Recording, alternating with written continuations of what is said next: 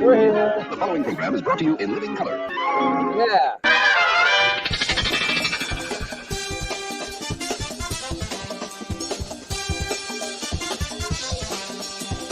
It's Sunday afternoon, so it's time for Doc's Chat Party.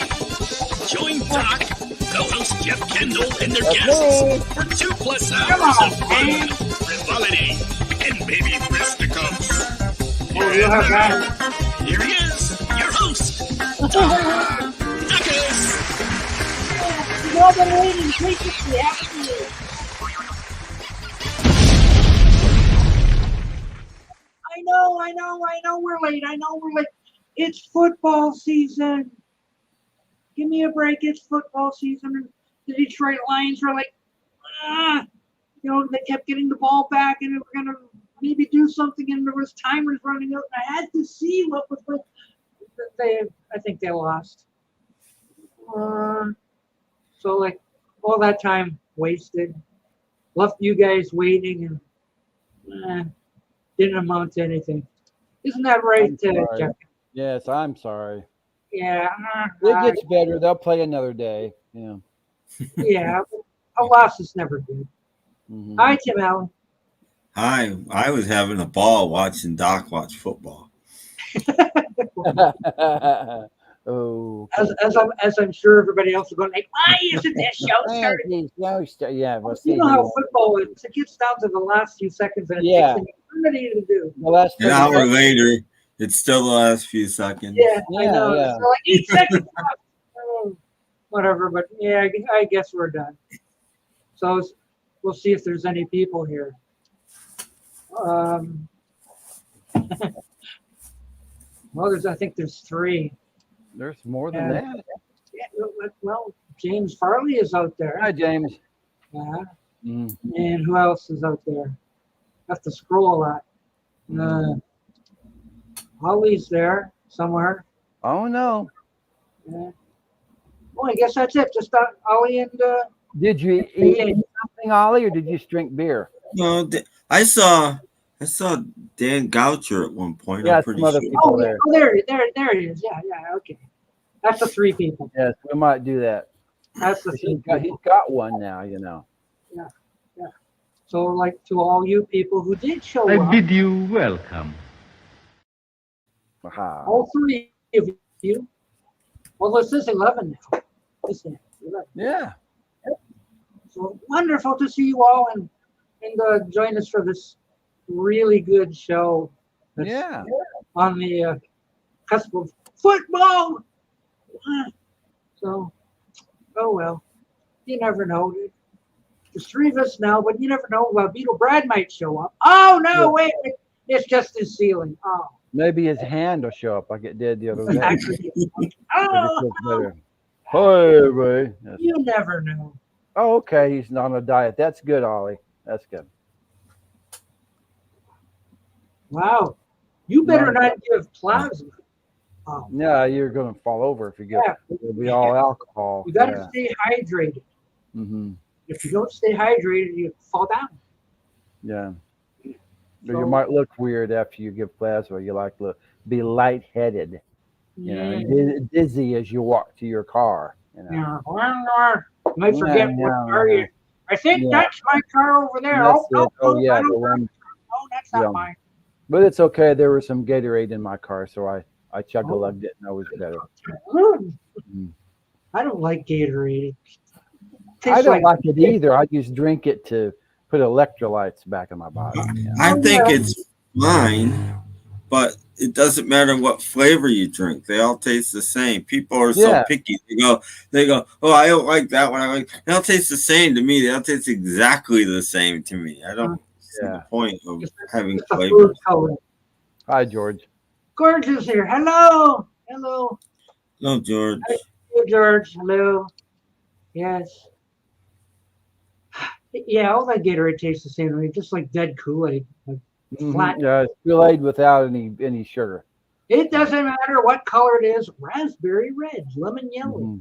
Yeah, it's all the same. And at that place I donated my plasma, they give you free Gatorade. Oh. So I should have took some more. I didn't know. Yeah, give me a few. I don't have to buy it anymore. Can I have some Gatorade, red or blue? Okay. I think they're giving out orange because people don't like orange. Yeah, that's the thing about flavor. Gatorade, there isn't flavors. It's just colors. It's like a red Gatorade, a blue Gatorade, or an orange Gatorade. My son likes the blue. I like the red. Yeah. I have not heard from Brad, so I have not heard from him, but we hope so. Well, yeah, we do hope so, but I have not heard from him, so I can't really say. Yeah. So, like, it's been a week. Short video. Yeah. But, yeah, but I think that video was pre-recorded. Okay. So that no, not before he got sick, because it was about the Beatle announcement, and that hadn't happened yet. So no, it wasn't before he got sick. Mm-hmm. Well, whatever. I don't think he's quite better yet, but we may find out today. So stay tuned, because you never know. He might show up. His hand might show up. His ceiling. That's right. You never know. Either he'll show up or his ceiling will. One or the other. So yes. just stay tuned, and we may learn something. You know, it's possible. Okay, that's it. Thank you. Good night. Good show, Doc. Good show. Good show. Just either that, or we'll go over to Jeff's house and see what he bought. Yay! Okay, I bought a couple of new things. Now I will be getting a year older next week, so I'll get some extra congratulations. Stuff. But I was in Oklahoma City, and at Half Price Books, they just happened to have the 2 for $5 bin open again. So I got a couple of goodies. Now, you all know this is an artist that I follow, and he's not the Beatles, but he's been around almost as long. And his album after he did Us, so it was called Us. This is Peter Gabriel. Oh. Really good album. Now, I also found the second solo album, Kamakurid by Donald Fagen, and you know this was it's produced by Walter Becker. So what does it tell you? It's Steely Dan, guys. And I was looking for this one. This one will retire my one disc. I finally got the 2-disc Genesis. There you go. Edition, and this includes more top 40 hits from the classic Genesis lineup. Also, it's got material from the 5-piece with this guy singing lead, and also it's got material from the 4-piece before Steve Hackett left, and it's got your classic Genesis hits, and it even has a song from the album they did after Phil Collins left that wasn't successful. So this is a pretty good 2-disc set. That's all I got right now, but I'm sure I'll get more in the future. Oh, Doc. I got the big set. Yes. Yes, platinum. It has all kinds of stuff. Look at all that. 3 discs of Genesis. Wow. Oh yes. Oh yes, James. It came back on late Thursday night. So he's not waterless anymore. No more water. Yeah. I do have water. I'm thinking the first 2 discs are the same as what you have, because the 3rd disc of this is basically I don't know, jam sessions or something. They're not really much of the way of songs. It's just so there you go. That's what I've counter with. Yes. Genesis. Tim's favorite. Yeah. Right after the Cow Seals. I don't like them as much as Kansas or Journey, but Ariel Speedwagon. But, you know. And we know how much Tim loves Journey. Ooh. Yeah. Now, come on. How about Man for Man's Earth Band? Blinded by. They're okay. I like Manfred Mann better. I mean, the pop group. Yeah.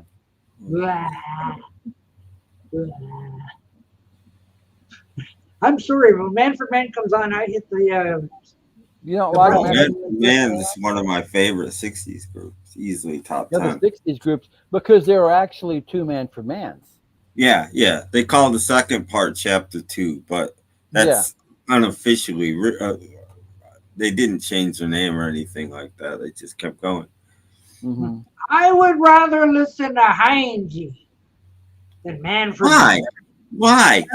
I'm starting to question your taste in music, Mr. Dawkins. Stop it now. Stop it. Hey, just for that, I'm gonna show you what I reached up on the big shelf there and says I'm just gonna pick something at random. Okay, what you get today, Doc? Olivia Newton-John. Oh, wow. Yeah. That's a pretty picture. Yeah, look at that. Wow. Lots of hits. Sure. Mm-hmm. Now tell me you don't like my taste in music. I don't. She was okay. Hi, Peter. It's just it's so middle of the road top 40. It's like I don't do middle of the road top 40. I don't do middle of the road at all. I like the early stuff. Physical. Come on. You like? I like Have You Ever Been Mellow and I Honestly Love You. Oh, the earlier stuff. Yeah, earlier stuff. Yeah, the early. Yeah, she covered bunches of Beatle and solo Beatles stuff in the early days. Right. Hello, Peter. Hello. Hi, Peter Boothroyd. What's this? Okay, James. How old? What? Tim has a question. Yeah, but that's kind of personal, isn't it? No, yeah. I don't. I think most people know. I don't know how James doesn't know. I'm 62, James. He's old. I'm old. He's the youngest of the three of us up here. I'm old, yeah, but I'm still old. Mm-hmm. I'll lie if I have to. Okay. Yeah. Who is the oldest of the three of us up here? Well, you're just about to have a birthday, so I know. I'm gaining on you, but there you go. Yeah, I know. I'm old. You're not. I got news for you, Jeff. Until Doc is vertical, you're not gaining on him. I know. I think you mean horizontal. Well, horizontal, yes, that's what I meant. Horizontal. Ooh, okay. I'll be 64 in next Friday. 64 in like 4 days. I'm just a couple of days birthday after you. Well, you guys share a birthday, isn't that nice? Almost. Ah. James close. And Jeff are the same age. Cool. Almost by a couple of days. Yeah. Well. Well, you can share your Gatorade. Yeah, I got some blue Gatorade, but I have to take it when I go up to Oklahoma City on Wednesday. So you're not lightheaded anymore. No. Good. Mm-hmm. That's good. Yes. Just in time to listen to all that fine music that you got. All that fine music I got, and probably some more fine music I'll be getting, because I got a couple of really cheap CDs in the, and I got them quick. And they'll probably be here by soup time. Oh, wait! Didn't you buy from that World of Books? Yeah, and they're sending me one of the CDs they gave me a refund for. Oh, how sweet! So will they call me and say we want that money back? No. Companies like that are so big, they just, it's like Amazon doesn't do it anymore. But Amazon, if you got a record that's skipped or anything, they just told you to keep it and they'll send you a new one. That's what bigger companies do. That's good. Oh, so you got your money back and a free CD. Mm-hmm. Yeah, I mean, what good does it? I mean, think about it from the company's point of view. What good does it do them to spend the money to have it shipped back, and then they're probably just going to throw it in the garbage? What's the point? Yeah. What can they do with it when they get it back? If you're on eBay, you're going to go to that thing that you're supposed to comment on it. Yeah. Give all bad reviews and stuff. Oh, they don't like that. No. I did. So he had a good experience with World of Books. Well, I had a bad experience, but I've already commented on it, so I'm not going to comment anymore. I'm going to say thank you, goodbye. Leave them alone. I always wait because, I mean, it's important. If you're a seller on eBay, your feedback is everything to you. Yeah. So if something goes wrong, I always wait to see if they'll make it right, and if they do, then I give them a positive comment because you can kill somebody's livelihood pretty quickly. One or two bad comments and they're pretty much done. Yeah, so World of Books came through. So and I gave them 2 bad comments. And they gave me my stuff. I asked them, where is my Genesis CD? And voila, I got it. I got a refund for my other CD, and voila, I'm getting it tomorrow. So yeah, that's like what most people who order from World of Books. Where's the beef? Yeah, that way. I mean, like I got this one. I got this one from World of Books. You know, Ah, I listened to it already. It sounds fine. yeah, and it's free. Turned out to be free. It says it would be here by September the 6th. It's kind of late, but it's here. Oh. So. Well, they probably talked in the background. What are we going to do about this guy? We don't want him to give a bad review. Just send him a new one. Give him Got his money stuck back. behind the washing machine and bug tussle or something for a Well, couple. would you Oh, buy- this supposed to go to Oklahoma. Well, the Yeah. thing with the post office these days is that they sent it media mail, and they probably did. Media mail can take 2 weeks these days easily. And it's got nothing to do with them, you know. Then how come I bought a couple of CDs last Thursday, and I'm getting them by this Thursday, 7 days. It can take that long. It doesn't Yeah. necessarily Doesn't mean mean it it will, but it can. And it doesn't mean you'll get them just because it says it will either. Yeah, I might just say, oops. You know. Sorry. Mm-hmm. Would you buy from World of Books again? I'd have Or to are you think still sour? I'd have to think about it. Mhm. He's partially sour. Well, you know, when I buy something, I like to get what I want. You know. And I want it now. Yeah, I mean, you know, like I'm getting older, so I only buy stuff I'm really going to listen to. I really wanted that Genesis set, and you know, I wanted the Peter Gabriel and the other stuff. So, you know, I got a couple of things that look pretty good. They're both British invasion groups, and they're coming next week. But when you order stuff like you want, it's just when you were 7 years old and you saw on the Cheerios box that you could send away for something and you put it in the mail, but you still wanted it now, even though it said you have to allow 6 to 8 weeks for delivery. But you still want it now. Yeah, I bought. I sent off for a bunch of these buttons. You know, those clip-on buttons from I think it was either 16 or Tiger Beat, and I told my mom I said $2 for postage, and I went and I got nothing. Oh, that's a shame. So, But you know, that was a long time ago. $500 up, you come away with nothing. Is Tiger Beat still in production? No. I was going to say, I wonder if I get my where's this found? You should have got this. I'm pretty sure by like 1980 or 81, when Teen Idols were gone, that was the end of Tiger Beat. Okay, I won't get this dusty. If that lasted that long. Are there any Teen Idols left? Well, there's boy band. They became Teen Idols morphed into boy bands eventually, but it took a while. So like there's like 10 kids to choose from to be your favorite. And buy a poster of it, something like that. It took me 2 months to get my Partridge Family membership card. Yes, I know it can be tough. It can be tough when you're a big fan of the Partridge Family. The problem with I know, Doc. The problem is they put Simone in charge of that, and Simone wasn't that reliable. Yeah, that's true. Wait a minute, we don't have any birthdays, do we? I guess we're safe. No birthdays today.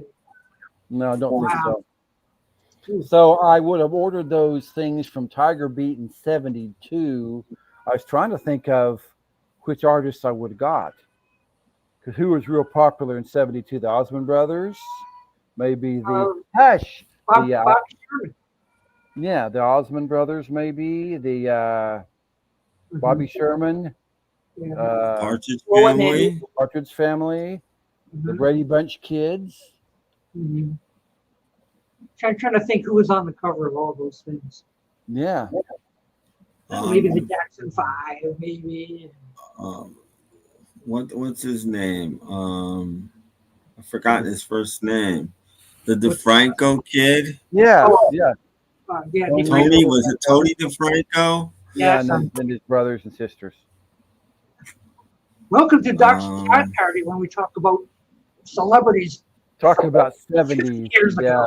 Like a long time ago when we were both all young. From the early 70s. Yes. Bobby. And also they had non-singing celebrities too. Like I remember they had, I think they had a whole episode devoted to Barnabas Collins. He was the vampire on the. What, in 16 magazine? Yeah, it's Tiger Beat. Yeah. Hmm. I don't And remember what. also the actor who played Quentin Collins too. He was younger. He played the werewolf.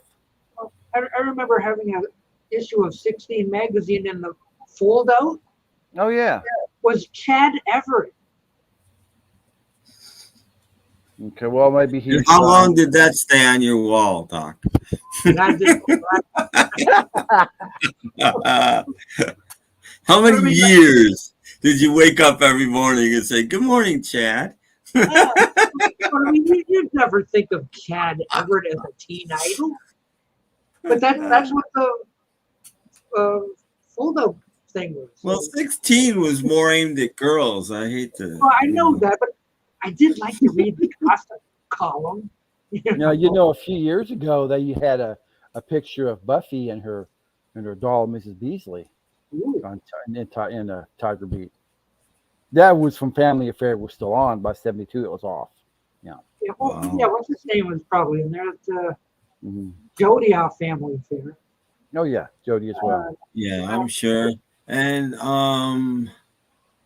what's his name was probably in it quite a bit. Steve Garrett was a little bit afterwards. Yeah. Yeah. No. What? I'm trying. Why can't Butch Patrick? Oh yeah, yeah. Because he got that other show. Yeah, he was doing Lidsville and then there was that British kid. What was that British kid's name? Did he do the Bugaloos? What did he do? He did one of those shows.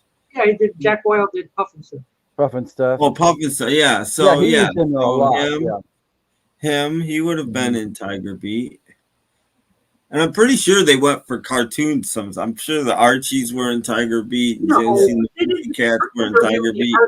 Jackson 5 was probably in Tiger Beat. Mm-hmm. I'm pretty sure it was like Bobby Sherman, David Cassidy, Donny Osmond, that sort of thing. But I had those thinking, well, like Chad Everett. Chad Everett. You see, my mom was so nice. I didn't have to ask her. Oh, I got you the latest issue of Tiger Beat. Oh, thank you. Yeah, Bay City Rollers. That was still around in like '74. Yeah, Bay City Rollers. Okay, I didn't watch. No, I did read the magazine. I didn't see this happen, but I know. I don't remember that. My dad would have got steamed. No, my dad would have had his beer watching his Super Bowl, and he would have got mad. How dare they? I think I do remember that. Mm-hmm. Actually, I think my father was watching it. I don't know what year that was, but I didn't. Oh no! But it was, the news afterwards. Guess it's no worse than the wardrobe malfunction by Janet Jackson. I didn't see that either, but you sure heard about it afterwards. So. Well, that's the same thing they do sometimes with college football. They preempt the end of the game for the next game, or sometimes they'll do split screen. Such and such is running low, but we're going to start this other game so you can watch both games. Does anybody remember when McCartney did a show on Fox in like 1990 or something like that? It was live from Atlanta, and he's 90% done with the show, and they just ended it and went to local news. It's like, what the hell, man? It's gone. The middle of Hey Jude. It's gone. You didn't see any of the encore. It's gone. Peter's got this new AI thing that all you have to do is sing a couple bars and it'll make a song out of it. So I'm like, no, I don't want to do that. I remember watching that Monkey special, and it was boring as hell, the 33 and a third, and I flipped over on ABC. They were showing the Grammys, and Paul McCartney got a Grammy for the Let It Be album, him and Linda. Well, and I was one of the few who watched the Monkees thing. Just the Monkees instead of the Grammys. I was loyal. I was just, I'm not going to watch the Grammys. I'll watch this 33 and a third thing. Mm-hmm. And you know what happens to your TV if you flip the flipper too much? You got to get a new flipper, because my dad got mad because I was flipping on the flipper too much. And stop messing with it. Monkeys, no Grammys. No Monkeys, no Grammys. Yeah, we had to wrap a rubber band around the flipper so it would work. And my dad said, "Oh hell, we went to the down the store. He got about 3 or 4 flippers. That way, if we broke a flipper, we could just So everybody had a flipper. Wait, Yeah. no. Here's your flipper. You want your stuff. Merry Christmas! You got your own flipper. You got your own flipper for Christmas. Everybody's Under the tree, flipper war. boxed up. Ooh, wow. I want to watch. No, I want to watch. No, me. Oh yes, I remember the Charlie Chaplin. And I remember when Groucho appeared in the 75 or 76. Is not too far before he died. Or 72 was Chaplin. Yeah, I didn't. I've seen it since, but I didn't see it then. But that's just sad to me. Yeah. I mean, why did they wheel him out on stage? No. He was basically deported from America, which was just wrong and sad. And they didn't tell him he was going to make a film somewhere else. And once he got out of the range of the United States, once he got out of the water border or whatever, they told him that he was kicked out and he couldn't come back. Yeah. And he spent, that was poignant because he spent 10 or 15 years, maybe more even, in Sweden because he couldn't come back to America. Yeah. Poor guy. So that's why it was such a big deal when he did the Grammys. They let him back in to do the Grammys, and it was a big deal. I think Oscars, yeah, you know what I mean. The Oscars, it was such a big deal because he was back in America for the first time. And then he left immediately after that. He was like, like 2 days. I said, bye. I'm going back to. Yeah, he never came back, didn't he? He went back to Sweden. Yeah, he never came back. He went to Sweden and retired there and died. Nope. Well, I was 12 years old when this came on, so I wasn't. My mom was watching. I couldn't be. Even now, it's kind of bland. Well, it's not good. No, it's not. Really. It's not bland. It's bad. Except the only saving grace is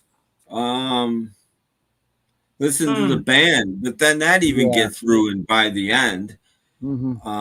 I didn't edit of it. I did an edit of it that made it like very listenable and very enjoyable. It's still 5.5 minutes long, but it's before it just goes into chaos. I kind of went back and edited some of it in twice to make it a little longer and make it seem like, and it's really good. Yeah. I mean, at least you could have got stoned and watched the Head movie. That would have been it. Oh, that's what it is. Pay to do. Yeah. But school age kids are not going to watch a druggy movie. Well, that was the point. They wanted to break out of their No, they did. Their stereotypes. And I mean, you guys do know that Jack Nicholson wrote that script. They were all sitting around stone writing that script. Yeah. No, Nicholson has screenwriting credit. We're swimming in a hair, and he's in it. He's in it for a second or two. You see him. Yeah. Yeah. Is he in the restaurant scene somewhere in there? Maybe? Yeah. He's in the restaurant when they break character and it just becomes a film, and you see him. Along with, I forget his name, but along with their longtime show producer and all of that kind of stuff. What's his name?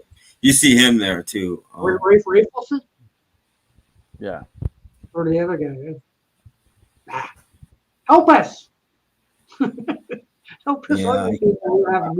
Frank Zappa was on it. Yeah. Frank Zappa was on it with Mike. Yeah. Terry Garr was in it. Early Terry Garr, not the earliest thing she's done, but early Terry Garr. Perfect. Jorgen is here. He knows everything. He knows. Yes, Jorgen knows it all. About what? Yes. About the Monkeys Head movie. Movie Head. Oh no! I know there will be a movie coming out about the monkeys. It will be about their time came out years ago. Came out in 1968. Yeah. I think that response explained it all. Oh yeah. Oh, you mean you've never seen the monkey's head? I don't think I ever seen a Monkey's Never heard it. television episode. Head is great. Head is great. James, I've seen Monsieur Verdot. I'm a huge Chaplin fan. I've seen, I would say, 98% of Chaplin films. There might be a couple really, really early ones that aren't very common to see that I haven't seen. But I've seen, I've even seen The Countess of Hong Kong, which is his last film, and he's not in it, but he directed it. I guess we can't count on Jorgen to tell us about anything that the monkeys have done.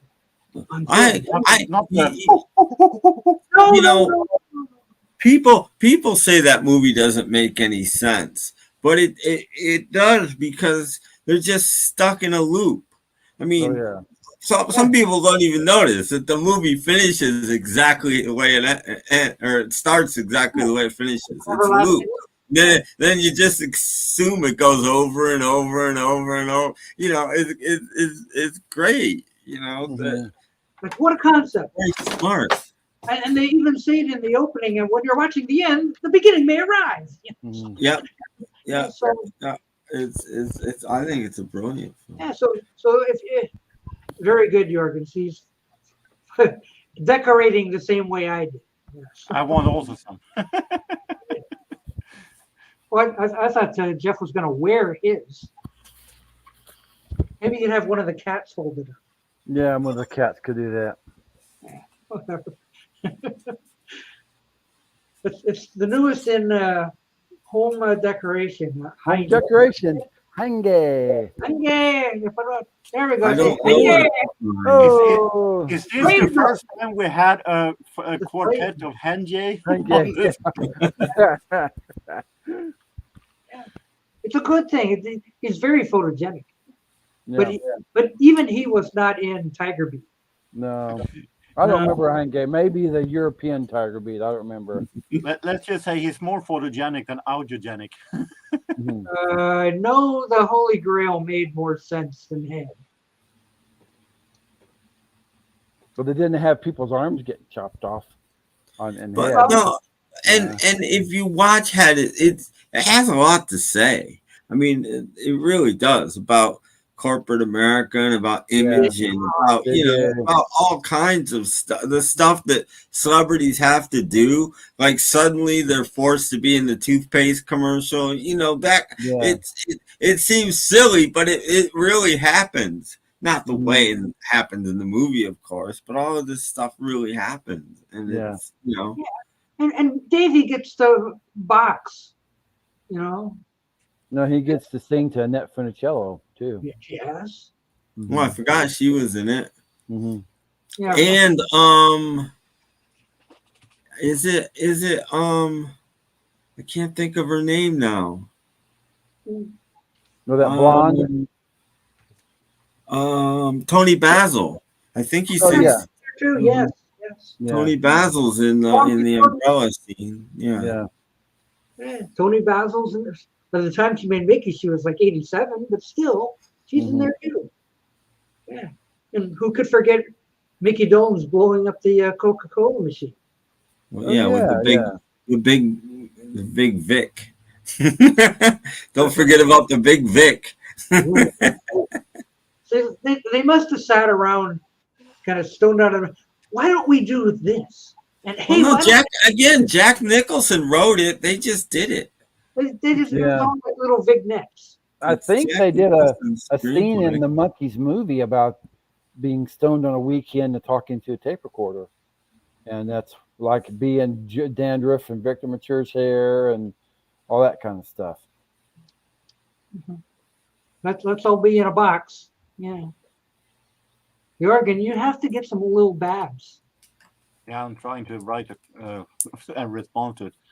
I have all the tongues in the world for a Swedish singer, Lill-Babs, but her songs is sometimes a little too cheesy. But she has some great songs. I might get some 45s by her during the time, but not a full album. I'm not that interested in her. No Lil Babs. No, Well, little Babs for him. Some Little Babs. I think I have some 45s in the closet back, but that's all. He's got some. He's got a little bit. A little bit of Lil Babs. Just a little bit. A little Babs. Yeah. Got any Genesis? A lot. A lot. Ooh. A whole lot. Yeah. Tim Allen has none. No, I have what Jeff has. That That's one, it. that got one is this. buried in the tons of records out there, so I can't get it. That's fine. Let me see if I can trade with Jeff. No, him.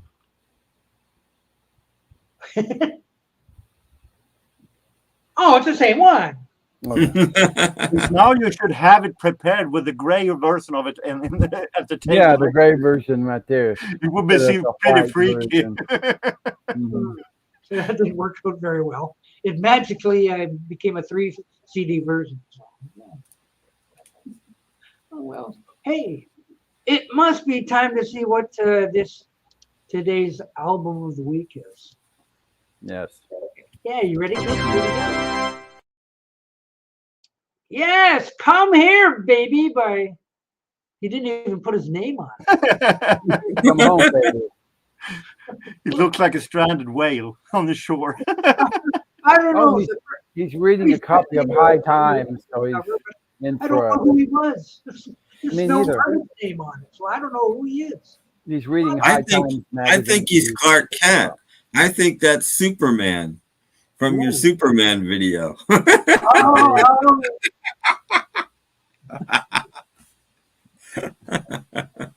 maybe.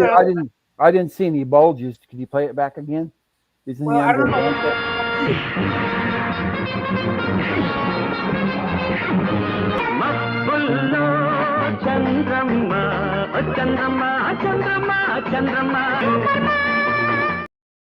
Yeah, I think it's the same guy.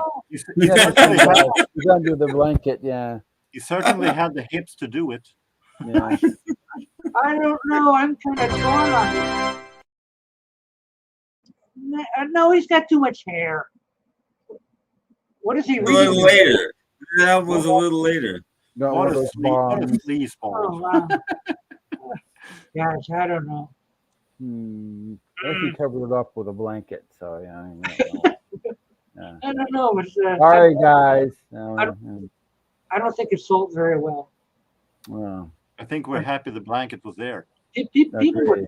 turned off. mm-hmm. Like, you know, It didn't sell too well. just for all those people I'm in to my not- 80s and I feel great. Mhm. almost slow motion. Mhm. I think he jumps Yeah, higher guys. than I can. I know it's tough to be. Where did all these people go? Wait a minute, come back. Oh no, ratings are falling. Oh, come on. This show is no good. I'm leaving. I don't know. People have such short attention spans. They're fickle. They're very fickle. Yes. Mhm. They get mad when the show doesn't start. And then once it does start, they leave. They leave. This is not going the way I want. I want a better show than this. I'm gonna go watch something else. I mean, where can you get pictures of all the Genesis albums? Look at that. Yeah, Isn't that lovely? Look at that. Online. you can buy them all. Yeah, buy them all. Yes. I know. I think I have 7 or 8 of them. Mhm. You know, I could go play Pac-Man again. We could play Pac-Man, or would I wonder if Jorgen would like to play that game with us? Like, we were picking the date. Oh, of the picture. I don't know. Jorgen, have you ever seen us play Guess the Date? Guess the date? Yes. Guess the Date. Yes, I the never It's date. heard called Chrono Photo. Yeah, Yeah, I know, but they show you a photo, It and has a name. you pick the date the photo was taken. The exact date? Yeah, The Well, year, not the exact the date, year, the year. the year, not the exact date. March 14th. September Yeah, 1962. The exact year, date, the exact time. Yeah. No, you're 4 15 seconds p.m. off. You lose. Yeah, it's taking the evening. Yeah. Oh, boy. Is it still there? Yeah, I gotta find it someplace. Okay. I still have it. I haven't got rid of it. So, but then I gotta do this like what do you call it? Oh wait a minute. Oh, hey, Robert P. Come on up. Hello, fellows. Out picking tomatoes and stuff. Yeah, come on. Oh, tomatoes are good. If there's room, he'll come. Well, today it looks like there's lots. There's always room, Robert. Come on up. There's always room for Jello. Next week, Robert, I'll be as old as you are. Woohoo! Next week. Oh, So you have been warned. Yeah. okay. Almost got it. Almost time, guys, for to play the game. Almost. Jorgen might like it. Hey, Okay. Whoa, what? That's Whoa, not whoa, good. No, That's kind of small. I'm No, gonna that's lose. That's kind I of don't- small. I don't think that worked right. Wait a minute. Let me try this. Let me try this again. Come Do it on. again. Yeah. What happened there? It is. No, that's not working right. I'll never get one. Not at that. Oh, kind of small. Okay. Yeah, I got say to blow my. 1960. And there goes. What did we get? 3 seconds, Doc, and then. Yeah. What's going on there? Why am I getting 10 screens? I don't know. I just want to. If I go to the thing, I just get one.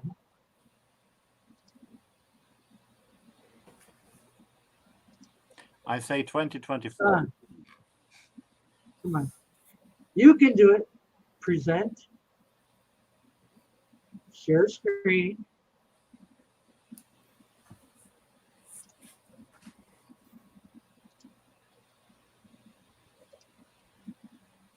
There, that's better. That's better. Okay. Okay. Tim, you First one. explain to Morgan how the game goes. Well, we take turns and you guess what year this is from just whatever you see. Hmm. That's it. It's not, it's not. Yeah, does that sound like fun? Yeah. Not rocket You science. already revealed the year of this one. You said No, they didn't. It always starts at 1960. Okay. I That's thought the that marker was from start. 1960. And then Doc moves the marker. He goes last, and he moves the marker to where he thinks it. We all guess first. Who is the guy to start with?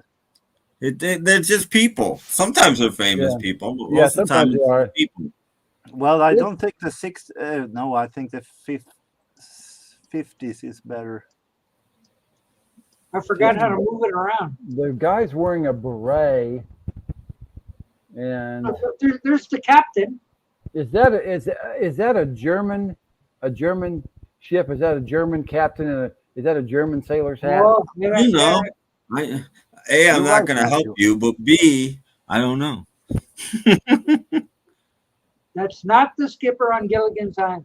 No. No. I think that Ollie might be right. It is from the World War II ending. I Yeah, think yeah. 45. Ooh. Whatever, they're all happy. No, they are. Yeah, and they're kicking this guy off the ship. Maybe he's leaving. I've got a year picked out. Oh, wait a minute! Look at that guy's socks. Come on. It's the same. It's the same style as Tintin. Oh, yeah, it is really. Yeah, look at them socks. Nobody wears socks like that today. Oh, he's a famous golf player, maybe. No. German golf player. They play golf in Germany. Maybe. Maybe. Now, it could have been during World War II. Yeah. 2036. Or it could also be during the bombing of Pearl Harbor. Yeah. Ooh. Now taking guesses. Okay. Who wants to go first? I say 47. 1947. Okay. What do you say, Tim? 45. No, I'm going to stay close. I'm going to say 1944. Ooh. I'm going to say 1948. Okay. Okay. Joanne. Everybody hold your breath. Move your little marker, Doc. Mhm. Yeah, let's move it. Here we go. 1948. I'm going to say. Tim, you think you keeping score? Yeah, I'll keep score. Okay, here we go. The answer is Not hard. 196. Oh, 1935. 35. wow. Okay, well, see, we're all off. James Farley gets that round. Oh, Slightly wrong. Yeah. Hi, Kimba. Kimba's going to play along as well. 1953. Well, no. 1953 off, Kimba. Sorry. Nice to see you, but you're wrong. We'll count the people in the chat too. Yeah. So Yeah, the kind of James people Farley like gets that. that round. Mm-hmm. But he was closest. Yeah. Yep, he gets that round. He was the closest. Okay. And it might be a new picture. It might be an old picture. Hi, Brandon. Enjoy. Brandon's on vacation listening to live music and watch us play a silly game. The game is called, what's the game called, Doc? Chrono Photo. Chrono Photo. We Chrono have Chrono Photo with CH. Chrono Chrono Photo, all one word. You see, we guessed the year that the photo was taken. Okay. Yes, exactly that. That one was 35. Just Google it, Chrono Photo, and you'll come up with Chrono So it looked like almost a good quality on the picture for 35. Yeah. Yeah, Mm-hmm. yeah. So wait a minute. Next round. There's five It's a of them. fun game. It doesn't take very long. No. If you play by yourself, you get scored. You know. Oh, okay. Oh, look at that there. Whoa. Hey, didn't we have this one before? Yeah, You know, because we have to remember what year Quo Vadis came up. It's definitely the 50s. I think we've I had think this. we did have this I think before, we had but I don't remember. I don't remember what year Quo Vadis I came remember out. this one. Yeah, 'cause Or you know, Deadline USA, which is the other movie. Yeah. Deadline USA was like in the late. That was a classic film, and Corvadas was in the 60s. Yeah, but look at the cars, I though. I know. The Yeah, but cars look at exactly. Look at the cars. I say 1948. As people are saying 55, Don't 58. look up the year Quo Vadis was out, people. Yeah, don't cheat. We're gonna cheat. I'm- We're not gonna I'm- let the crowd play this one I'm because laying myself in the middle. I say 57. Right. Man, you got to check out the ladies' shoes. Okay. That is a hint. Wearing long dresses. that's and not gonna help you on this one, Doc. I'm going 58. Although I'm probably way too late, but I'm going 58. I did 48 myself. Yeah, Okay, Doc, it's up to you. Okay. yeah, well, listen, like 58, 56, I agree with me. 37. Ooh. In color, 37. Well, they did have color film in 37, but Yeah, you don't get. it was primitive, but it was there. Well, I'm going to put 55. Okay. Okay. All right, the answer is Let's hit it. 52. 52. Okay. Doc Star got Trek that is right. one. Star Actually, Trek is right. I was going to say 53, but Well, between us, Doc's got both of them so far. Trek is no, right. not 1961. No. Yeah, the answer is 50. What did I say? Yeah, I 50, thought 54. Deadline USA was a late 50s movie. Apparently, I'm wrong. Yeah. Congratulations. The Cats want to play too. Well, anyway, Yeah, I agree. They heard you. yeah. Well, here's the next one. Whoa, that's a new one. Whoa. Okay, now I say within the 80s. Cannon. yeah, we Oh, got so good. Cannon. We got tall buildings. We got Greece. Greece and the Coca-Cola. Marriott. Oh, Greece. Oh, Then we Coca-Cola. are 1978. Mm, See. Unless it isn't a Wait, let's check a license plate. Yeah, it could be the musical. Looks like he's in New York City. It looks like a 70s car. Yeah. Yeah, look at the people on the trolley thing. Yeah, we're going for a ride. Yeah. I'm gonna say, well, Yeah, what's playing at it's the too Roxy? late. Yeah. Oh, can't read that. Check out their shoes. Do you have a Look, food look, fetish? look at them shoes. Oh, he's got some white tennis shoes. Oh, yes. Yes, he does. He's got white shoes. Oh, Well, I still say 78. well, we got everything from 83 to 87, 80, 79, 89. I'm gonna Wow. say 80, 85 myself. A good round number. 91. Whoa. 91 for him. Wow. I'm trying to remember when Grease was on stage. Well, Grease was on stage in the early 70s, but the cars are not old enough to be, you know. Well, yeah, but it lasted a long Yeah, time. long quiet. Hi, Gary. Yeah, so I don't know, maybe. Mm-hmm. Let's see this one. 91. That's what I said. Yeah, Oh, did you really? Okay, well, Yeah, then you can say it too. It doesn't matter, but you can. I'll go 92, just to be different. Hello, Gary. You can play too.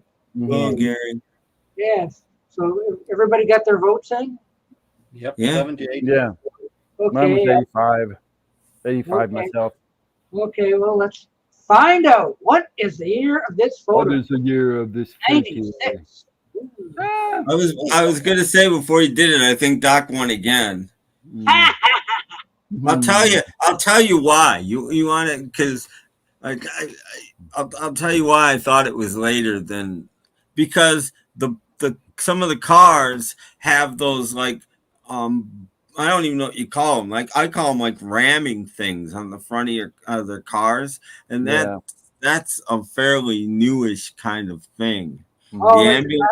sir. Yeah, well, that right there, the cabs have them. The bumpers. Yeah. That's a fairly newish thing. Mm-hmm. Wow. I'm cleaning up. Yes. Mm-hmm. Yeah, Doc's Yeah, 3. hooray. Doing good today. Doc's All right, 1 well, of 1. Yeah, let's. Let's see the next one. Oh yeah, what number was that? Oh, 3. Okay. 3. That was Okay. 3. Got 2 more to do. Okay, 2 more. 1 more or 2 more. Here we go. Next one. Oh. Oh, okay. Ooh. Now we're really early. Yeah. See, Town Hall. 173. City Hall, City Licht, Courthouse Dome. Is that the date there in the corner? No, that's what I was thinking. It's They don't 173. They don't put the date on them. Let's see if there's anybody in the. Oh, yeah, City Light. See? City Light. Oh, the movie? There are- Okay. But there's not any cars, though. Yeah, there's no cars, and it's hotel something. Oh, City Lights? Grand Union Hotel. Because the city lights came out in the early 30s.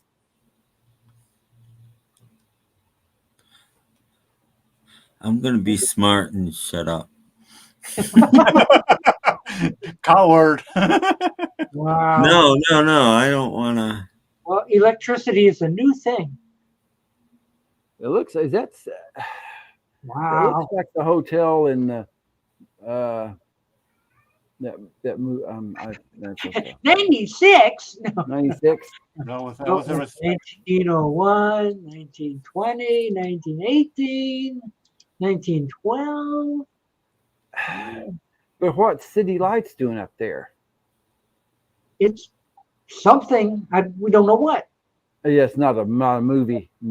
Oh, it can't be. How do you? Oh, well, they got streetcars. Yeah. City Light. Okay, I'm saying 1907. Whoa. Oh, City Light. Okay. I got 1912 for me. James Farley did the same one. I say 29. 1929.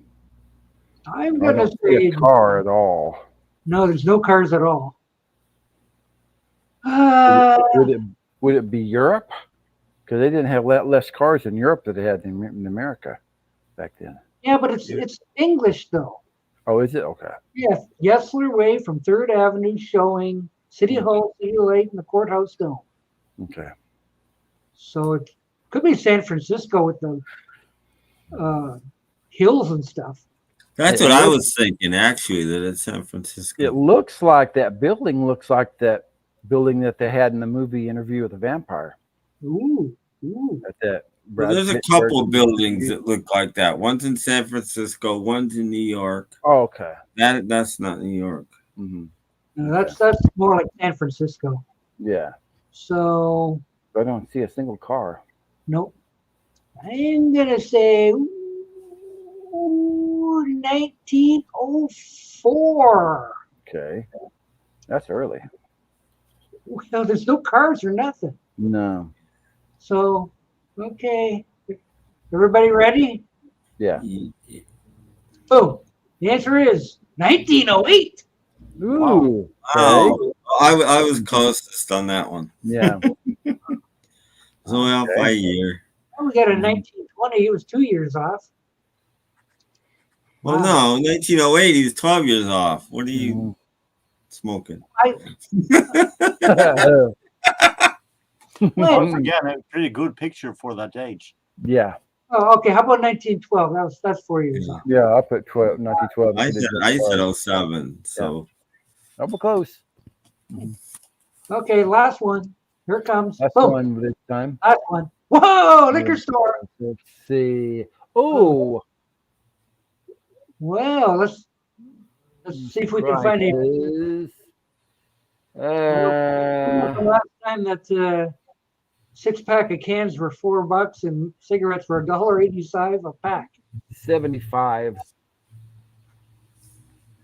The Coke was more expensive than beer. Yeah, really. Yeah, I'd say 75.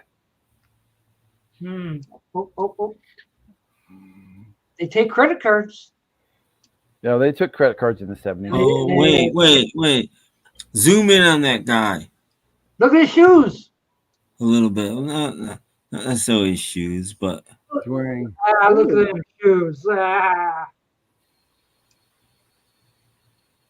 Those are interesting shoes. Yeah. Okay, I've got a date. Okay. That might be off, but I'm still saying it's 75. Free coffee. They sell hot dogs. Plus CRV. What is CRV? And tax. What is that? They sell basically everything. Mm-hmm. It's a liquor store, and you know. It's a liquor store. Look, with a convenience logo on the roof. Yeah. I think 81. Let's see what the people say. Oh, they say like 83. I'm going 85, by the way. I haven't said. 92, 79. Kim has changed. Hello, Christopher. 74. What's 74 for him? I put 75 down for myself. Yeah, that guy there has some pretty fancy shoes. I was gonna say, yeah. I was thinking the 90s, except for the price. The cigarette prices should be higher in the 90s. Yeah, much higher. I think. We already had 90s. Unless, but wait, if this is like in Atlanta, Georgia, or something like that, cigarette prices could have still been a lot lower than there. Where tobacco was produced, cigarette prices remained low for quite a while. I'm trying to remember when Pepsi had that logo. Like, what year was that Pepsi logo? I don't Of course, know. maybe they never have changed the sign. You know. Yeah. That's the other thing. Oh, let's. Okay. 94. See, now because of what I said, Doc's going up in his years. Oh, no. It's because of that guy's shoes. Yeah.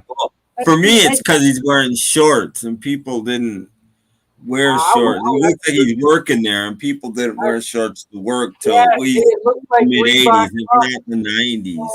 Yeah. Yeah. See, it's the shoes, people. It's the shoes. Yeah. Well, The shoes. is everybody ready then? Yeah, that's it. Okay, here we go. The answer is 97. Wow, it's even 94. later. Wow, Yeah, that's it's gotta be like Raleigh, North Carolina, or something like that. It's gotta be someplace down south. That cheap picture looked more like 70s or 80s in quality. Yeah, those prices. Well, Wow. you can't go by the picture quality because you don't know where they're getting their pictures. Yeah, because look, that isn't that Beetle Brad right there? In Sweden, you can.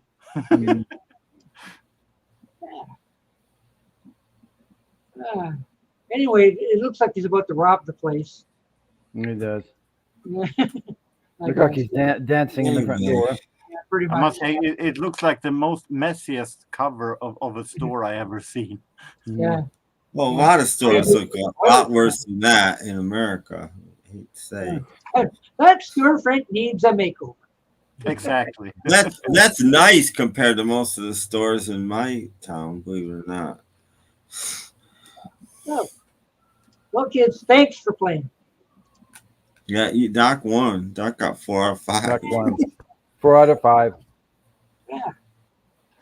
Toilet travelers all over me at work. Mm. Ew. What a game. What a game. What a game. What a game. Really good. Well, Jorgen, do you have anything new? Yes, I have a lot new. Okay. Rocks. It's Jorgen's turn. Oh, wow. I had a few things, and Doc and Tim had nothing, so it's Jorgen's turn. Oh, Kim Okay, is going back. Kimba. Bye. Don't work too hard. Yeah. Okay, it's now the Jeff Kendall show. No, it's the Jorgen show.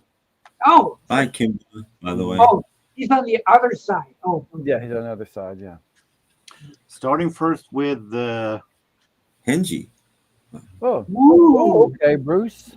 both 92 albums. I have Human Touch on cassette, but I don't have Lucky Town, so I wanted to have both in the same format. I paid 50 cents for this. Oh, okay. And each. I found some amazing 10-inch records Oh. for $1 each with early jazz. We're talking 1920s jazz and backwards. Mm-hmm. First, we have Bix Beiderbecke and the Wolverines. What? Who's Bix Bilderbeck? Bix Beiderbecke was a very, very talented cornet player who had a very sad life. He died very young of but he was influential for his time. 1924 are recordings from. And we have... Yes, I know who Bix Beiderbecke is. I've heard of him. Almost right, Oliver Perry. 57 channels is the title.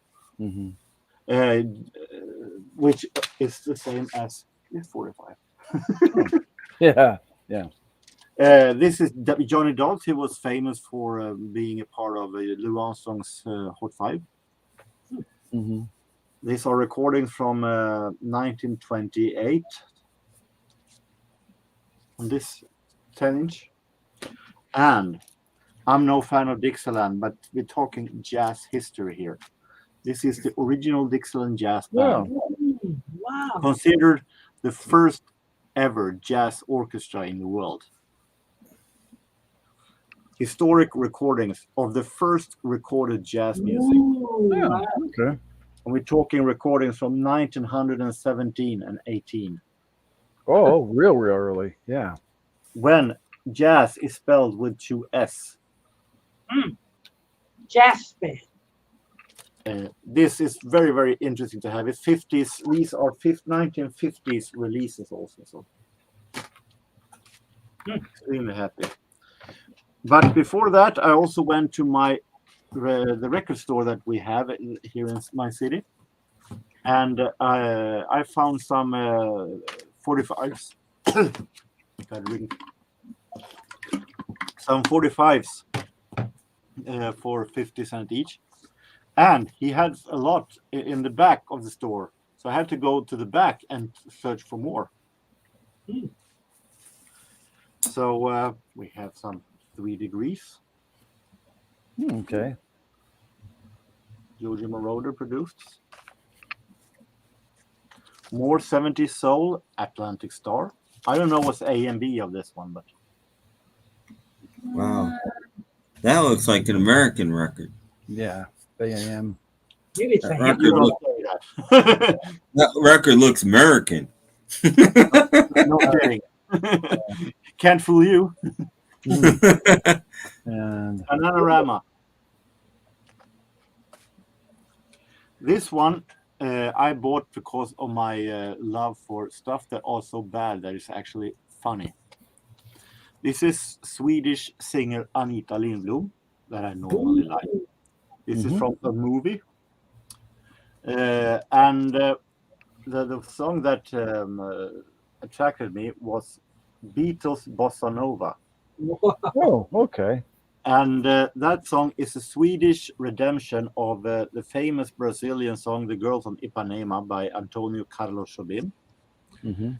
And here she sings about how she wants to have a Beatles for Christmas, and she sings about her admiration for each and every Beatle member, and especially Ringo. That's good. Let's see the front again. And Yeah. the lyrics are so bad, actually, that it's actually. Why is she singing a duet with Mr. Ed? With Mr. Ed. No, the horse. No, that's Ringo. Yeah. I don't think Jordan knows who Mr. Ed is. Fontana label. So it is released on a special 45 also, but I'm happy to have this song at all. Mr. Ed was the horse Bible on face. Yeah. We have Earth, Wind and Fire. Oh, okay. From the Touch the World album from '87. It's actually good for 80s Earth, Wind and Fire. We're coming into some soul music. This is Anita Baker giving you the best that I got. Okay. Aretha Franklin from the Who's Humming Who album. Wow, she's sexy. Your opinion. Guessing not really. We have Jodie Watley from Shalimar. She's still a thrill. 87. Her hit single "Looking for a New Love" in a cappella version of the B-side. Ooh. You go, Jody. Stan Ridgway, "Camouflage," was a pretty good hit in 1986. That's cool. It wasn't a hit in America, but I know the song. Look, "The Salesman" is not written by Mike Nesmith. We have Survivor, "Burning Heart." Ooh. In my opinion, maybe the best Survivor song. And we have something that I was really happy. I didn't know it existed, actually. This is Danish-Belgian pianist Victor Borge. Caught in the act. He had some success outside of Europe also. He was pretty big in America. Yeah, he was a classical pianist that also made fun of the classical works. He did with a whole lot of humor and irony, when he played. He's cool. He's on PBS here a lot. Yeah. Yeah. So I didn't know that Victor Borg existed on 45. I'm very happy to found these two. Pretty early also record releases. No, I see U.S. Victor Vorga like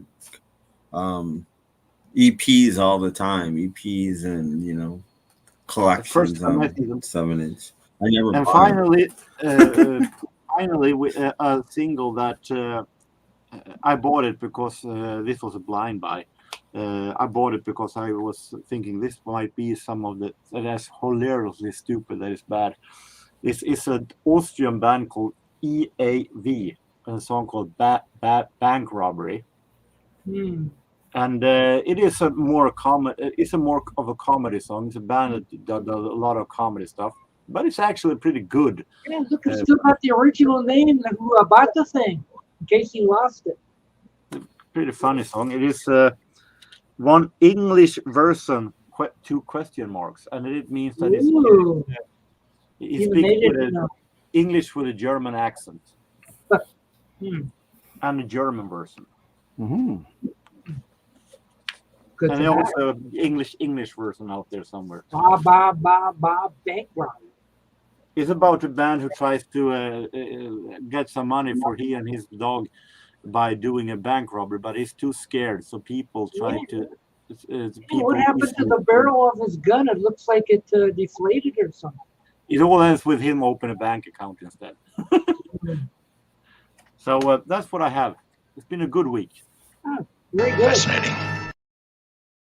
Good stuff. Mm-hmm. We're gonna have to play Bank Robbery on. Yeah, we will. Yeah, maybe next week if I remember. On the other hand, I may be doing some cleaning here on the record top and do some playing of it now. Mm-hmm. Look, Jeff is being eaten by a cat. No, he's giving a massage. Oh, like that. Yeah, he gives me a massage. Oh, how But I've already gave him his dinner early, so he's telling me thank you. Was it good? Was it good food? It was. Give me more. You ready for me to eat, so you can try to get my food, right? That's what it sounds like. Wow, that's Yeah. fabulous. Wow. Mm-hmm. That's certainly danceable, yes. Well, pretty cool. Your new song, No, I Don't Want to Do That, is up on my channel using your original melody. Uh-oh. When you least you don't have to sing anything. Mm-hmm. But that's how people do it these days, and they get on the radio. So, Peter, why aren't you making money off these things? You should be able to cash in somehow. Yes, extra money on top of your job. No, I don't want to do that. Check out Peter's channel. I don't know. It's probably better than some of the stuff that's out there these days.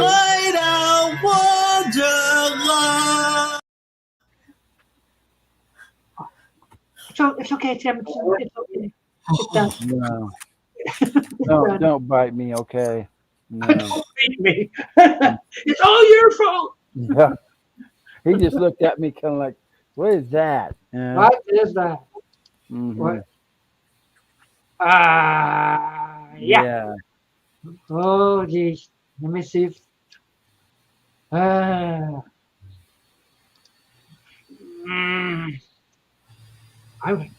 very slow with it. Oh, Brandon Berrigree went over and started his own show. Why you? These people. Okay, well, anyway, let's see if I can find Peter's channel. Here's, okay, there it is. And oh, your song? Don't want to do that. Okay. This is Docus's new song. 1, 2. yeah, start out with started as soon as I clicked on it. No, don't do that. I have to share it yet. Mm-hmm. Share. How to share? Huh? Yeah. Yeah. Yeah. I think it's up. Yeah, close enough, I guess, right? Okay. Mm-hmm. Peter's got this new AI thing that all you have to do is sing a couple parts and it'll make a song out of it. No, I don't want to do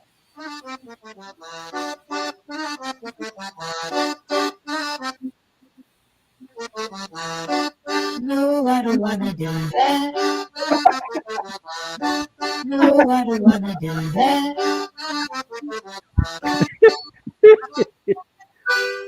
Peter's got this new AI thing. Well, all you have to do is sing a couple bars, and I'll make a song out of it. No, I don't want to do that. No, I don't want to do that. No. Famous. No, I don't want to do that. I don't want to do that. Whoa! Quick. Unbelievable. Oh boy.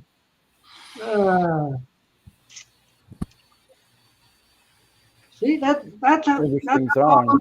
up there making music right now, getting on. Yes. That's how easy it is. So be careful what you say, people. You might get a song. Exactly. Yeah. Be careful what Yeah, you say. Peter, listen Maybe to a that, you song, get a song, and oops, I have Yeah. a song. Yes.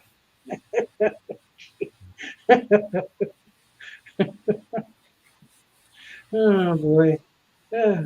Well, it's better than that other fellow, though. I think. Yeah. Yeah. might Well, Because I thought my cat was going to bite me. And he didn't bite me. He's right there. So. No, he was listening to the other guy. Yeah. Yeah. So the other guy's got a song that's, like you could just, you can bite your lip and everything. Mm-hmm. Look, you watch out, Jorgen. You're going to have your own song very soon too. Yeah. Yeah, I consider myself warned. Oh, Just be careful careful, what you Jorgen. say. You're going to Yeah. become a star. Mm-hmm.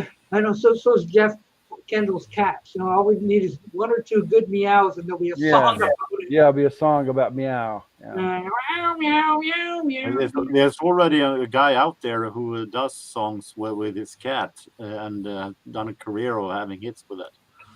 Yeah. I think I heard that Yeah. too. Yeah.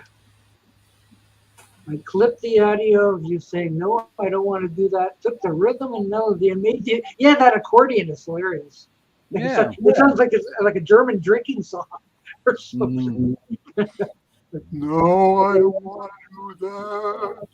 Yeah, pretty much. Yes. So I don't know what can you do with I'm that? over 72, and I feel great. That sounds like I'm over sounds like a 72. song. I feel great. Yeah. He was I'm over 72. He was 85. He was 80 about half an hour ago, and now it's 72. That's an earlier Maybe next video. time 60. He's shrinking in age. Yeah. I want that stuff he have. Yeah. Getting younger. Well, I don't think he's with us anymore though. No, he's His daughter is doing the commercials now, but she doesn't jump. no. I thought that was a whole thing. Like you gotta jump. I'm in my 20s and I feel great. I feel great. And she doesn't You do should it. feel great. It's You probably should not. feel great if you're that young. Yes. Well, talking about old people, maybe we should check out the death of the week.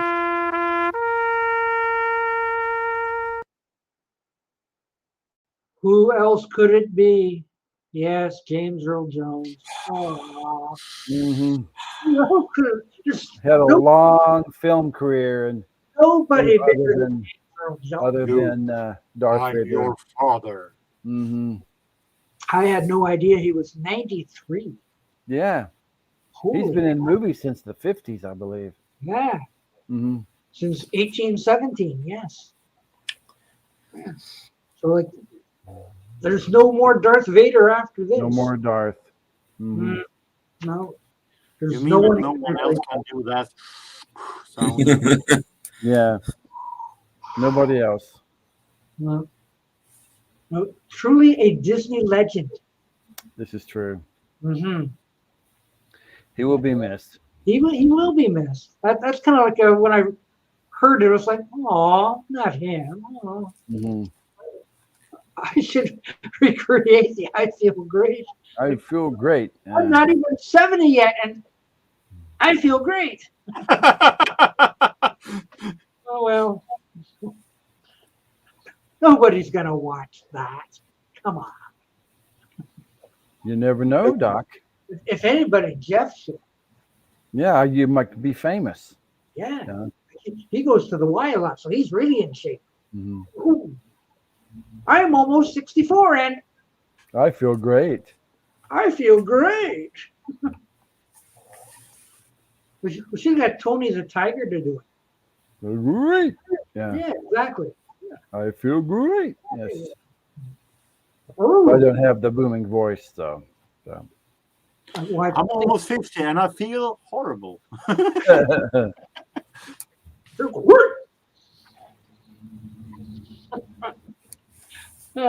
Some commercials live forever.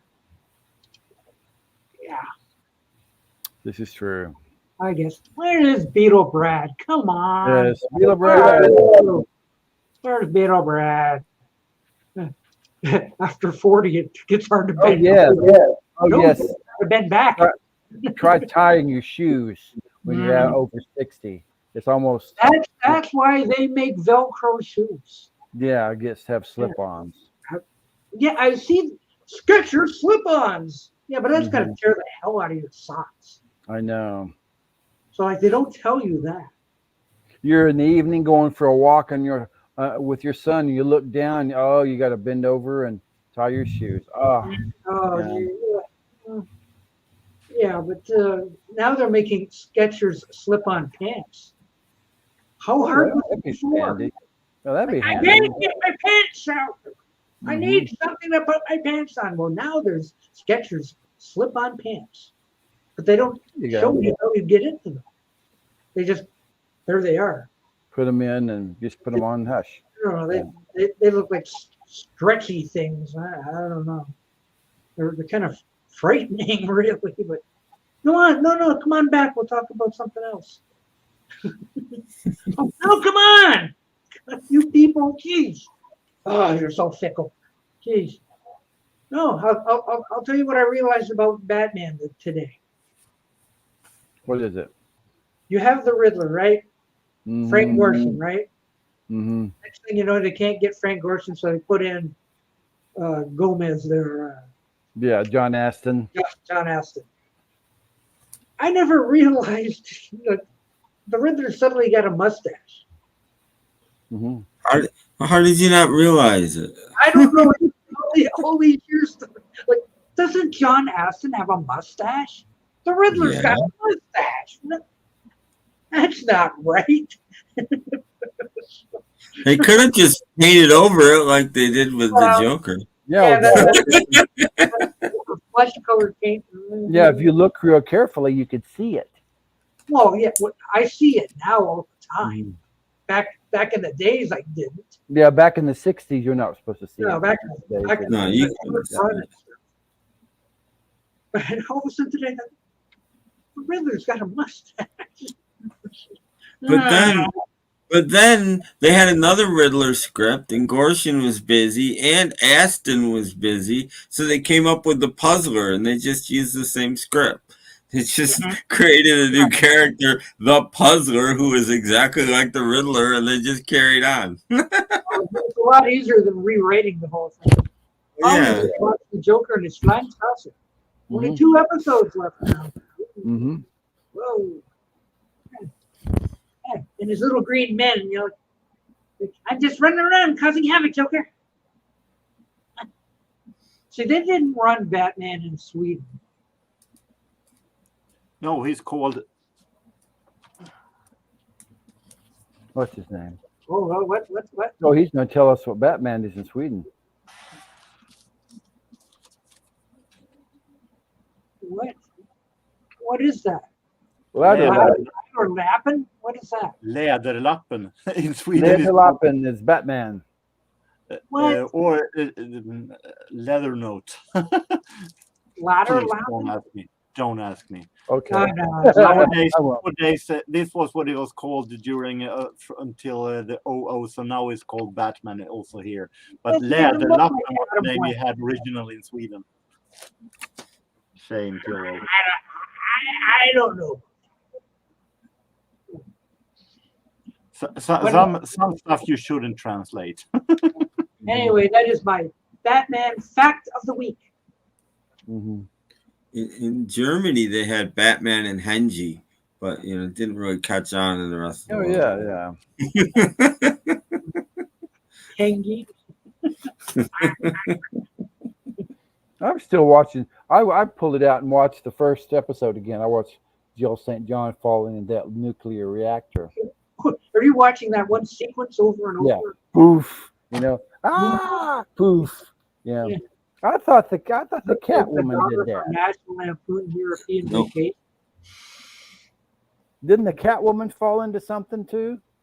No, she fell out of a window. Okay. And died, but she had 8 more lives left, so she was fine. Yeah. I remember a bit where the Catwoman falls in this deep something or other, and she goes. All the I was thinking it was a window, but it might not have been. It might have been one of the tortures she set up for Batman. I can't remember. What she missed. Yeah. Well, I'm only like 2 episodes away from finishing Lost in Space. Oh, it's almost done. Mm-hmm. Because the Vegetable Rebellion started. I think after that it's the Junk Planet. So I'm nearly done. So after that, you're going to put it on the shelf? Well, yeah, I'm not going to start over. You're going to watch it after Christmas or something? It's done. Until I get the hankering to watch it again. But it's almost done. 2 episodes away. There was 2 members of the Addams Family cast on Batman because John Astin played the Joker in 03, and Carolyn Jones played some kind of a female. She played Marcia, Queen of Diamonds. And she married Batman, I believe. And Lurch poked his head out of a window. Yeah. Okay. Well, there's 3 of them. Mm-hmm. Oh, it's you, Batman. Oh, yes. That was on the 70s. Croft Super Show. Mm-hmm. What? Croft Super Show? What? Yeah. Star Trek had something about that. No, that was on the regular series. No. That was on, well, it was too, because Captain Cool on the Kongs. Yeah, about 74, 75. Yeah, the one where Will goes back to Crabwell Corners or whatever. Yeah, that was a Christmassy one. But I was that other one. Mm-hmm. Yeah, that was pretty Christmassy. You can tell it's so 70s, So. Well, actually, there's 2. There's the one where they go into one of those intergalactic department store thingies and meet the toy maker, and they find a door back to Earth, and they're ripping off the boards and look, it's Christmas. It's like New York, all up for Christmas. They said, let's rip off the rest of the boards and get out of here. We'll go back to Earth when it's Christmas. So I guess there's actually 2. Mm-hmm. We're talking over Jorgen. He doesn't know. I have some stuff that I saw in a documentary I watched earlier today. It was a documentary about those kind of psychic mediums that make people believe stuff. And it was one guy who actually believed in spiritual reincarnation. And he believed that some pop musicians of today or modern time were reincarnation of classical composers. And he managed to get funds from the unemployment line to actually do some researching. For 3 years, he got the funds from the unemployment line. And he had come up with that Michael Jackson is a reincarnation of Mozart. Oh, It also came up that Prince was a reincarnation of Frédéric Chopin. And best of all, he came up that Elvis Costello was a reincarnation of Joseph Haydn. And his proof of that was fantastic, because Joseph Haydn was the father of the string quartets, and Elvis Costello had made an album with string quartets, the Brodsky quartets. Wow. That was the proof. No one else. QED. No one else has done a string quartet recording between Haydn and Elvis Costello. That's obvious. You gotta be kidding me. Alas, I cried when I heard that. Come on now, dog. Swedish state is giving funds for that, the research. For him to do all that, which is great. I don't know. They never mentioned George Michael. There were a lot of artists, Swedish artists there. There were a lot of classical composers I never heard of also. George Michael, wasn't mentioned. I don't know. Where do you get this stuff? A Swedish documentary from the OOs. Is this stuff you're reading off of a YouTube? Then when they say, like, we're going to reveal the problems of somebody after they die. Actually, there have been other they haven't put up a web page actually. They did. Yeah, they and others, because they have made reincarnation research. You can search on certain artists, and they say which kind of artist that person is a reincarnation of. So mention an artist. Elvis. You are correct, sir. Look at people leave in droves. What are they on to now? Slow computer here. It's a reincarnation of music stars. We're not listening to this. And Rövhål. I think more people watching us play Chrono Phone. You be careful, people. I'll turn on Pac-Man if you're not behaving. Yes. We won't be putting Pac-Man on. Sorry. You don't we'll want be that. good boys and girls. Yes. You don't want that. But keep only 90 minutes into this mess. Is it too early for a commercial? No. Elvis Presley wasn't found. Searching for Paul McCartney. While Jorgen's looking, let's have a station break. Oh. All right. Where is it? Don't I have one?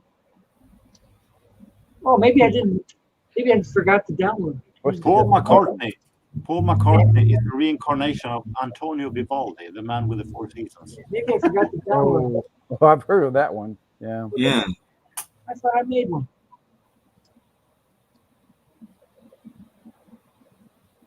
Didn't I make a commercial? I don't think we have a commercial. Huh. Well, just for that, we'll do a rerun.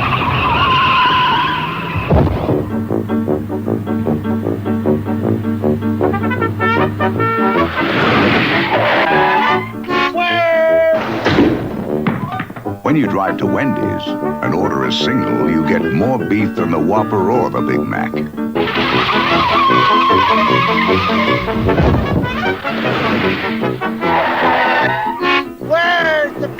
At Wendy's, you never have to ask, where's the beef?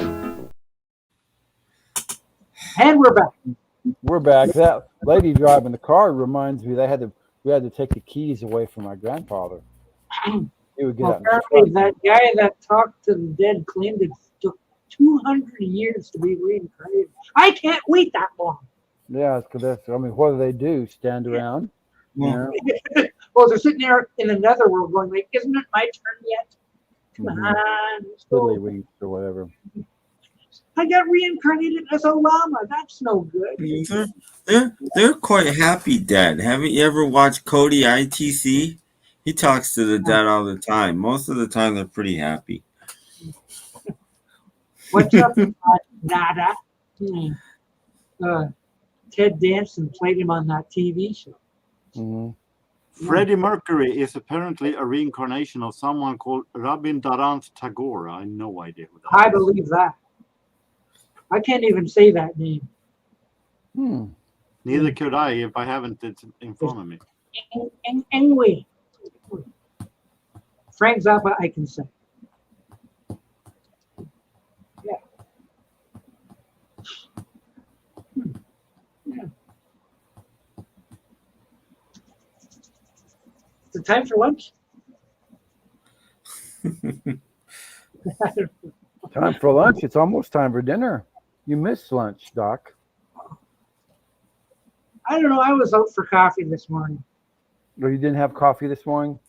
Oh, no, I did go out Oh, for you coffee. did? Okay. We were talking I about couldn't find Frank Zappa. we were talking about nasty people who come into the coffee shop and start fights. A fight started like 4 feet away. I'm like, Really? uh-oh. Did that guy that was kind of nasty, Robert P., did he have to stay home? He doesn't go to this. Or he doesn't go to the coffee shop? Okay. He was at home washing his tights. Okay. So someone born in 1999 was George Washington in a past life because he died in 1799. Yeah. So There that's you how- go. Yeah. So my former life was back in 1756. Gee. John Lennon is a reincarnation of someone called Branwell Bront. You sound like he plays the organ. I never heard of that guy. Yeah. Well, if I get reincarnated in 200 years, it'll be Planet of the Apes. Or something. Something like that. It won't be good, I'm sure. They'll keep playing until they'll keep on until they run out of bullets. Who am I a reincarnation of? Who am I a reincarnation of? No. I gotta know now. I'm a brat. I need to know. Ooh. Ooh. Ooh. Now he would have been on German Tiger Beat back then during the day. Yeah. What is that? Why are they upside down? Frida Kahlo. Is that a lady? Apparently, Salma Hayek is a reincarnation of author Frida Kahlo. Oh. See what you learned watching this show? It looks like Frida Kahlo has a Didn't mustache. she play her in a movie? I'm pretty sure she did. Yeah, that. Yeah. Selma drawn her own past life in playing the lead of the movie Frida, so they were pretty lazy. She played Frida Kahlo. Let's say that she's just a reincarnation. Yeah. Wow. Wow. Some kid in the 90s knew everything about Titanic. He wasn't even born He then. wasn't born yet. Ooh, crazy. Wow. I can't never see do how that it's nowadays. Yeah.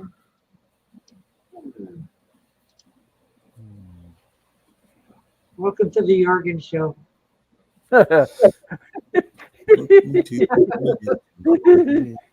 Whatever. Tom Cruise, reincarnation of Joseph Jefferson. Oh. This guy, whoever it is. Oh, see? Oh, I thought he was the guy from All in the Family that got his own show eventually. What, I George guess that's Jefferson? George Jefferson. Never mind. Jerry Seinfeld. Jerry Seinfeld, reincarnation of John Thompson Ford.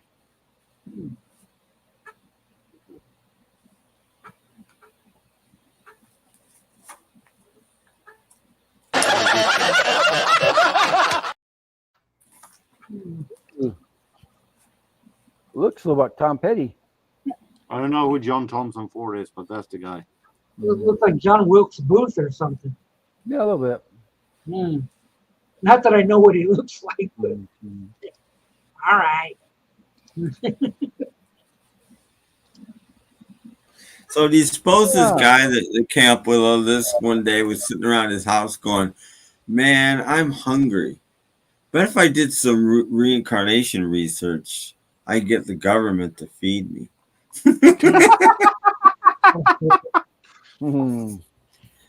Joe, I'm on the Vegetable Rebellion episode. Oh! Is that the episode? Plant scream. Oh, and by the way, since I seem to be noticing things more, the Mr. Carrot there has got really loose sleeves on his carrot costume. So he went to reach out with, I guess, his left hand, whatever. And he went to reach for something, and you can see the sleeve kind of roll back, and he's got a watch on. Since when do carrots wear watches? Well, carrots need to tell the time too. Well, carrots we do. Intelligent carrots always wear a watch. Come on up, brother. Yeah. Apparently, you can see the guy's watch. You can ask tell Robert P. that when he comes online about the guy with a watch. It took me 50 years to notice. Wasn't it now that the character was played? Wasn't his name Stanley Adams? Yes. Okay. Yeah, he was on the last Gilligan's Island episode. Ooh, wow. He was called King Kiliwani. Hello, Robert. Hey. Robert. Hello. What's up? I came in for a little bit, and I thought I could, before dinner, I can come in and talk for a few minutes if you guys don't mind. Sounds great, Robert. I was telling everybody next week I'll be as old as Robert P. in a few days. I don't know if that's a good thing or not. I don't know. So far, I'm feeling good. Yeah. I'm full of puffy tacos thanks to Doc and his friend. That's a good thing. You wasted no time to dig in. Well, you know what happened was I didn't know there was a difference. So I went in and grabbed one for dinner that was the bean one, not knowing there was a beef one. So there was one evidently for me and one for my vegetarian wife. Well, guess who ended up eating both because I ate the bean one. She goes, there's only a beef one. I can't have it. So I got two.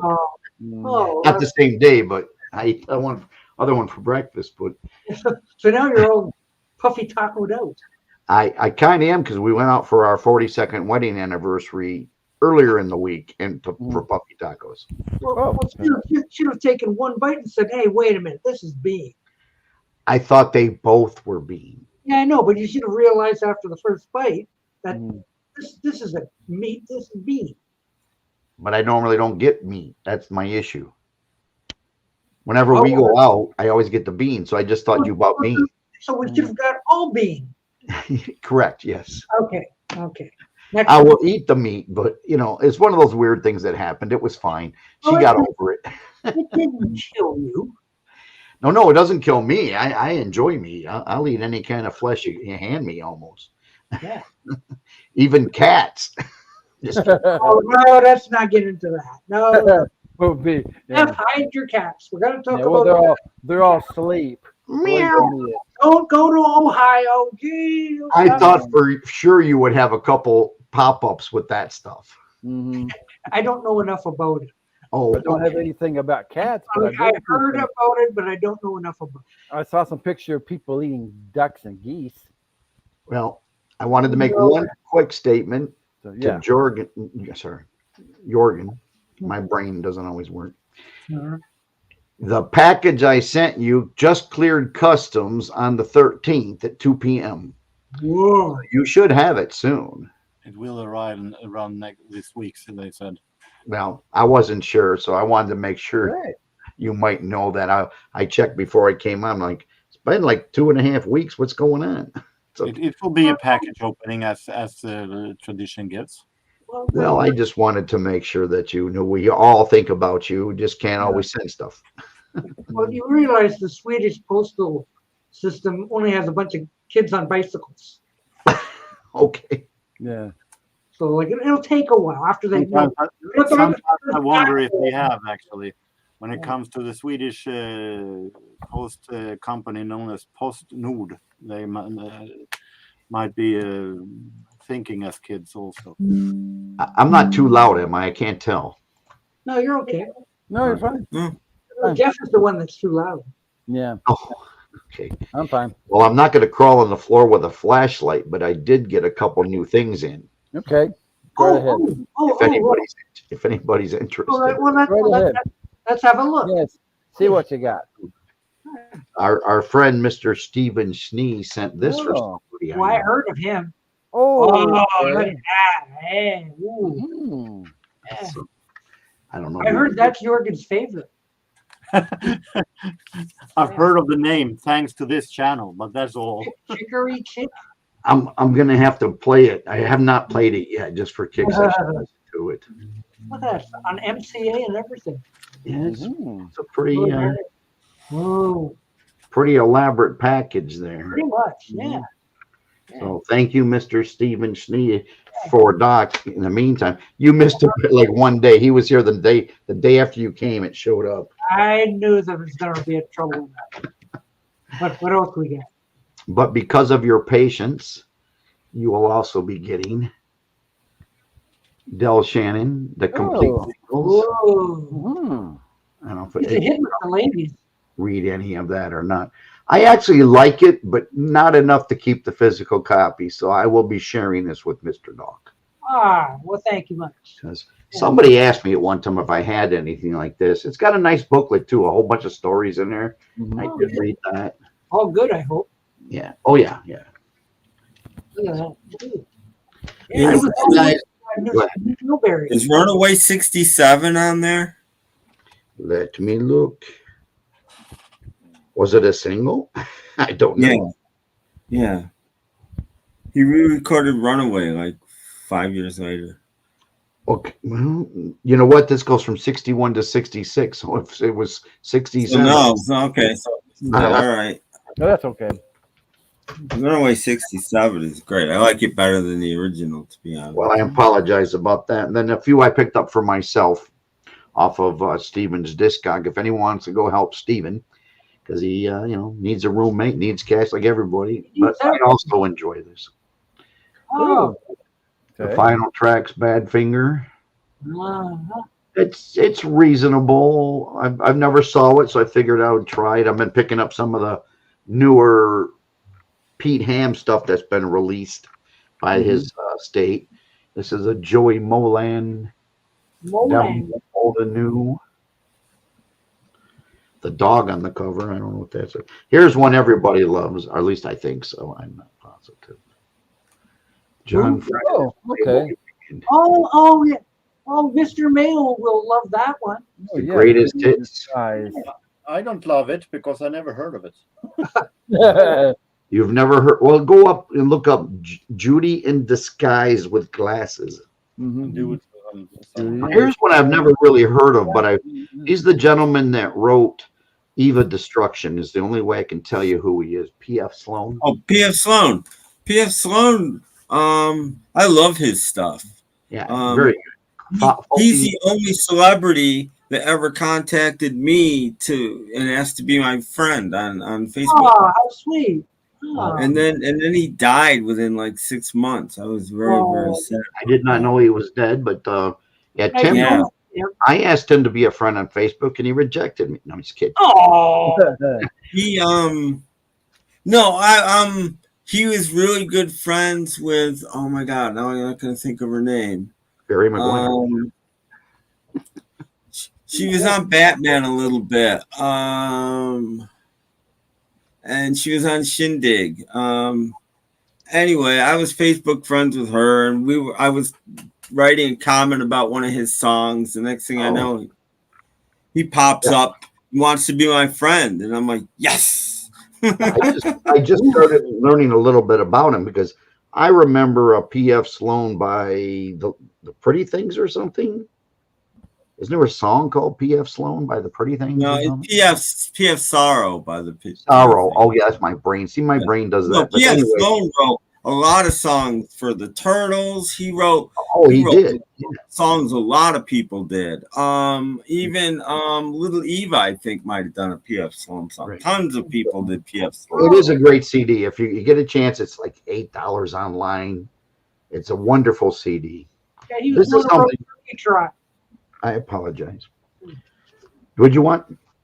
I think he's the one who wrote Turkey Trot. No. I haven't studied it all right here. Halloween Mary, The Sins of a Family, I liked. He also started the Grassroots. He didn't stay in the band. I think he's on the first album. He founded the Grassroots, and then he left, and they got Rob Grill because he didn't want to be in the band. Anthology, so I'm sure it's got most of his reasonable. But anyway, I'm going to look more into him. He wrote "Where Were You When I Needed You." He wrote a lot of stuff for the Grassroots, but he wrote a lot of stuff. Called Grapefruit. So it's kind of 60-ish, Beatlesque, whatever. It's interesting. Everything's Beatlesque. A little bit of Psych, but it was something I didn't. I mean, nobody wants that. Grapefruit's got a cigarette. You don't know about Grapefruit? I personally don't until now. Okay. Grapefruit was the first act signed to Apple Records, the very first one. John Lennon named them. And they were mostly signed as writers. So I have some demos by them on a CD, but they didn't get signed to Apple as recording artists, but they got signed to Apple as writers. Because I don't remember any singles or anything from them, but okay. Oh, yeah, Grapefruit. Then John Lennon named them Grapefruit. You say your problem with the grapefruit was that it was a cigarette. If I would see a grapefruit, if I see a grapefruit with the heads on, I would run. Something a little bit. Oh, Dusty. Hey, Dusty. Hey, Dusty. I like a lot. I really like the Small Faces, the original with Ronnie Lane and the rest. So this is a collection of Ronnie Lane solo stuff, and it's all over the place. I like his solo stuff. A lot of people don't. Ronnie Lane. Oh man, my brain can't read sometimes. I just got these the other day and started listening to them. No One Like Ronnie Lane. It's a double CD set of a lot of his solos. So I figured I might as well delve in. I've got all the other stuff. Some of this is newer and older. There's Steve Wilson, who a lot of you might know as a producer of many, many albums right now, does great jobs on these remasters and things. But he was also in a band called No Man, Porcupine Tree. He does a lot of solo work. He's been with a few other people. I like his group that he was with for a few albums anyways, called Black Flag. This is their first album. Fantastic. If you ever want to get into something a little proggy, but still not too overdone. This very proggy. That's Black Flag. And then I did not know until I was talking with Steven that he was in an earlier group in the late 80s, early 90s with another gentleman whose name forsakes me, but someone else can help me, called No Man. And some great stuff. These are the two albums I preferred out of the ones I have listened to was Schoolyard Ghost. You can look that up on YouTube and see all the songs and see what it's like. There's a couple really good tracks on there, especially the title track, Schoolyard Ghost. And then we have the beautiful song You Should Know, All Sweet Things. I mean, there's some nice stuff on there. Again, a little proggy, a little mellow, floaty, and a lot of them kind of sound the same, but it will take you into a nice, relaxing atmosphere. Is it better than Oasis? It's a different kind of music than Oasis. Okay. Everything's better than Oasis. And then, as we know, the newer young people group that's been doing pretty good. I've got 5 of their albums on file, but this one I did happen to buy too, is Everything Harmony by the Lemon Twigs. Oh. Now there's a newer They've got a couple of them that I really like, but all their stuff is enjoyable. So go look up the Lemon Twigs online. They're fairly new from, I'm assuming, the last 10 years. I've only got 4 of their new albums on file that I got. And this one I purchased because I liked it the best. But there is one other one I like even more, so I may purchase that.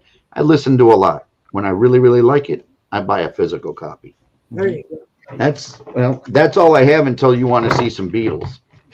Oh, who has I don't want to overdo it yet. Look, there's Grant Rock House. He never comes on my show. I don't know why. There's room. What's he getting? Yeah, there's an open spot. I know. Hi, Calvin. Jorgen's leaving, or just waving to Calvin? Both. Oh. Well, Jorgen's been getting more sun than me, it looks like. Yeah. I think it depends. It's because I'm sitting right in front of the spotlight here. Oh. Well, you know those Swedish outdoor festivals, they just beat down on you with the sun. A few weeks I got burnt because I was painting the house, and I've been in for the last week and a half. So I pretty much cleared up. But I'm going to wrap up and go to bed. I'm working tomorrow. So okay. Work. Work for us retired guys. Ta-ta. See you later. Bye-bye. Thank you. All right, get up! Yeah! Well, I hope he enjoys what we sent him. Yeah. And I say we as a group because I did it on all of our behalves. It's an experiment, right? I'm sure he'll be fine. It's an experiment to see if it gets there. If anybody's interested, I remember the woman's name I was trying to think of. It's Donna Loren, and her husband was P.F. Sloan's best friend. Oh, okay. Which is how he found me and friended me. Well, between Stephen, Tim, and many others, we learn a lot online. Some good and some not so good. I learned nothing. You didn't learn anything? I didn't learn anything. Those such odd groups. Tim's got so much stuff he plays that I've never heard in my life, which is good. On your Snap Crack Pop. Life's too short to listen to the same 30 songs your whole life. I'm sorry. Hey, Jude for the 400,000th time. No. Oh, does this mean the Snap Crack Pop is back in business? No, but it's going to be very soon. I've had enough of feeling sorry for myself and not doing this. Remember, there's one sitting on my floor here that can be yours in a matter of days if you want to transfer your hard drive to it as a secondary drive. I'm good for the moment. I want to do my show because it's mixed. So I need to narrate it and I need to mix it before I lose it. And then after that, I'm going to shut it down. I'm going to open it up and I'm pretty sure it's filthy in there. I'm pretty sure that's the main problem. One of those dead cats got in. I've left it on for days and days because I don't want to turn it off and lose my mixed show. Because I already mixed it once and lost it. I've mixed it a second time. I don't want to lose it again. Do you have enough room to transfer it to the new laptop while you're waiting, while it's still on? Well, it won't recognize the files. I don't know why, but every time I've tried to transfer these files, one new computer doesn't recognize them. That's how I lost it the first time. My old computer didn't recognize them. What format did you use? Okay, I don't. It's a weird thing in the program. The program I use is called iMix, and it's sometimes it just, I don't know. Most of the time it works great, but most of the time I mix it all in one go too. So once I've mixed it and I finalized it, it's done. But I haven't finalized the narration yet, so there's no point in finalizing it yet. When you finalize it, does it save it as an entire? It saves it as an MP3, so it exists. I got 5 gig, 20 gig MP3, one giant MP3. A 320 kps MP3. It as high as you, because that's what iMix likes, MP3s, and Podomatic drops it down to 192 anyway. So there's no point in doing like this super. Well, for huge radio, that's show all you need anyway. But when it's going to get knocked down anyway, so I do it bigger than it needs to be already. So, but yeah. Do we hear any Olivia Newton-John? I like her. You know, one of her biggest hits was written by a guy called Bob Dylan. I don't know if you've ever heard of him. I don't think you like him though. Uh-oh. Which one was it? Because Just saying. Well, that song off of Come On Over. What was this? If Not For You, wasn't it? Yeah, If Not For You is a Bob Dylan song. Yeah. You know what bothers me? I'm sorry. Go ahead. I thought that was a George Harrison song. No, Well, George Harrison covered Bob Dylan as well. Yeah. George Harrison covered Bob Dylan twice. He did a song called "I Don't Want to Do It," which is a Bob Dylan song as well. That's the one thing I didn't like about the John Denver collection that I got. It didn't give any kind of information about who wrote what songs. Almost like the very bare minimum front and back cover, like the original. No inner sleeves, no notes on who, a couple things on who played one instrument, but it was really lacking in that category. They could have had a little sheet at least in each one. I suppose in today's digital world, you don't have to, because if somebody wanted to use that to play on the radio or something, it would just come up. All the information they need to log it would just come up. But that's really weird. I mean, I understand why they do it. Plus, the package wasn't that expensive, and there's 25 discs in one box. But I thought one little piece of paper, for goodness sake, would let me have a little more information.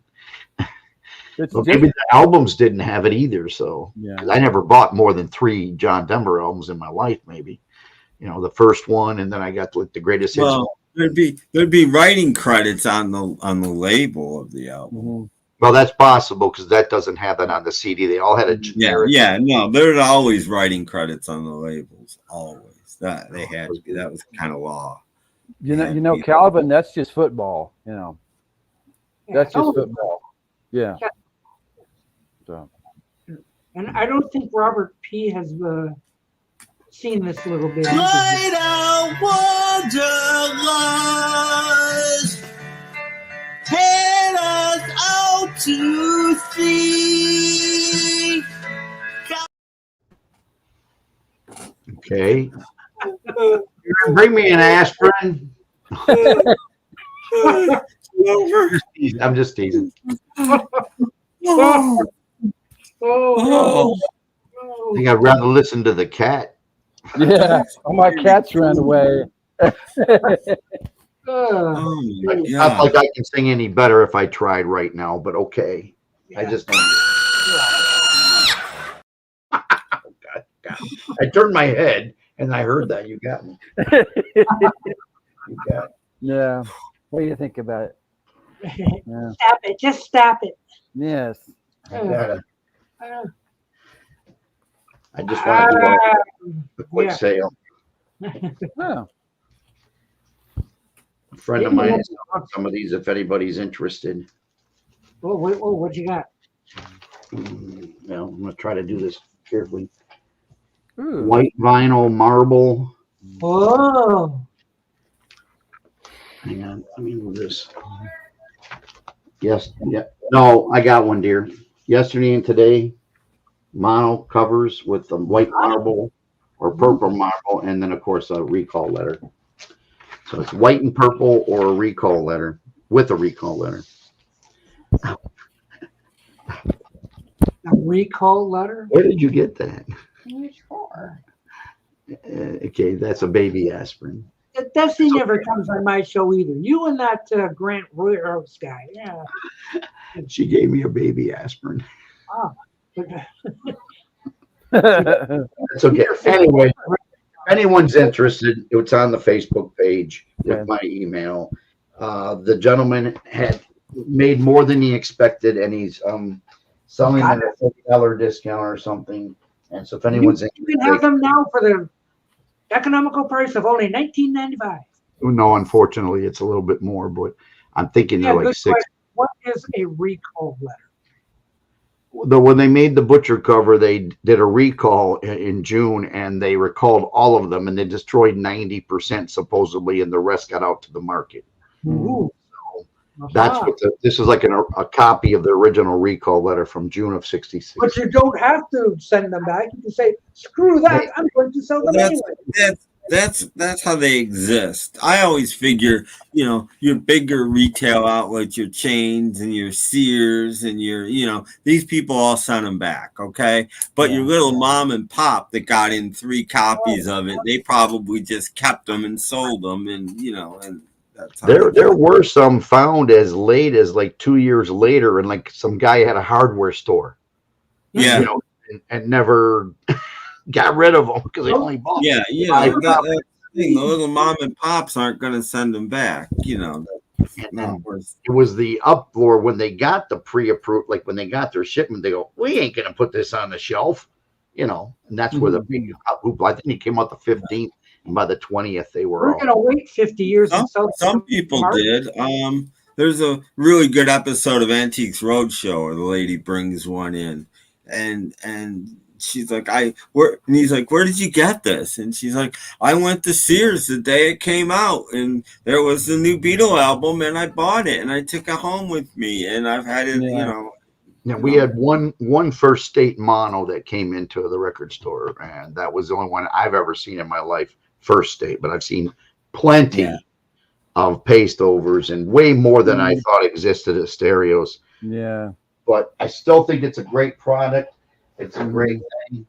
What he did, though, was he gave me some extra vinyls they had, and one, he usually puts a vinyl in there, and it's not necessarily the Beatles. Yeah. And so that's fine just for feel. But I thought, you know what? I'll make labels. Ooh. Now, the ones in there are Beatles. See how easy it is? You just glue that up. I can't. Van Halen just became the Beatles. I don't know what this is, but anyway, I ordered the stickers that have the hole and everything, the right size. I'm going to start printing some tomorrow, and I'm going to put it over here as a test and see how it works, because I do have a couple black vinyl yesterday and today's where the labels, the records are mint, but for some reason the labels were chipped or ruined or outplaced, and I can actually hopefully improve them. Plus, there's a Canadian one that never came out of yesterday and today with that Butcher, and we do, as Doc knows, he has one on his wall, a Canadian Butcher, a repro, of course, and I have a record I want to slide in it that's mono. Yeah. So another experiment. Can you put on Japanese labels? I can if you want. Well, there's only one. I'm sorry, I don't speak Japanese. Well, neither do I. Yeah. If that would have been a nicer album, my dad would have bought it for me. I do have a Japanese yesterday and today in that brown box right there. Yeah. And the only issue I find with Japanese records when you get them imported to you, and this might happen, or maybe people realize it, Japan is surrounded by water. I mean, literally. Pretty much. And every time I get any albums that are older, always have these little brown dots on them. And they claim it's because of the moist atmosphere. And they got all these little brown dots all over everything I've ever gotten from Japan that was, like, say, from the 60s or 70s. And especially the Beatle one. So mine it's not perfectly white. You see these little tiny dots here and there. And they said it's for the moisture. So I don't know if Tim has any of that or not. I don't have any with brown dots, I don't think. Not that many. I have, I don't remember. Between a dozen and 2 dozen Japanese albums. I don't think any of them do. Just a couple here and there. It's not like they're all over, but I do notice them when I'm out shopping for Japanese stuff. If especially white covers, you see these little tiny. They've always kind of because of today. I think it's from the 70s. I think it's the Flag series, but it's fine. But I have the Flag series yesterday and today. It was the only gatefold ever made that I know of. Yeah, that's how I know it's the Flag series, because it's a gatefold. So And I may be selling that soon because I haven't taken it out of its case in 30 years. So it just sits there. Well, sits where it's just sitting there. Very interesting. But sometimes stupid. Mm-hmm. Well, anyways, now I can turn any album into a Beatle album. Beatles album. Oh. Yes, you. Anybody getting the Beatles mono set? No. No. No. I'll get it used one day, or someone will put it up for 200 because they get desperate for crack or something. But like I've said before, I think it's really cool that they're putting out, and anybody that wants it, go for it. I think once again, I think it'd be awesome to go into a record store in 2024, be leafing through the Beatles and see, brand new Beatles second album and, brand new with the Beatles and brand new Hard Day's Night stuff. I think that'd be awesome. That would just be the coolest thing. But I have them. I don't really need new ones. Yeah. And if I didn't have one and really wanted it, I would get it, which I am getting one of them. They're about $28.99, which is reasonable these days with inflation. But the box set they end up being $37.50. Now that's a little bit out of range. Yeah. Or you can just wait until Walmart puts them on for $5.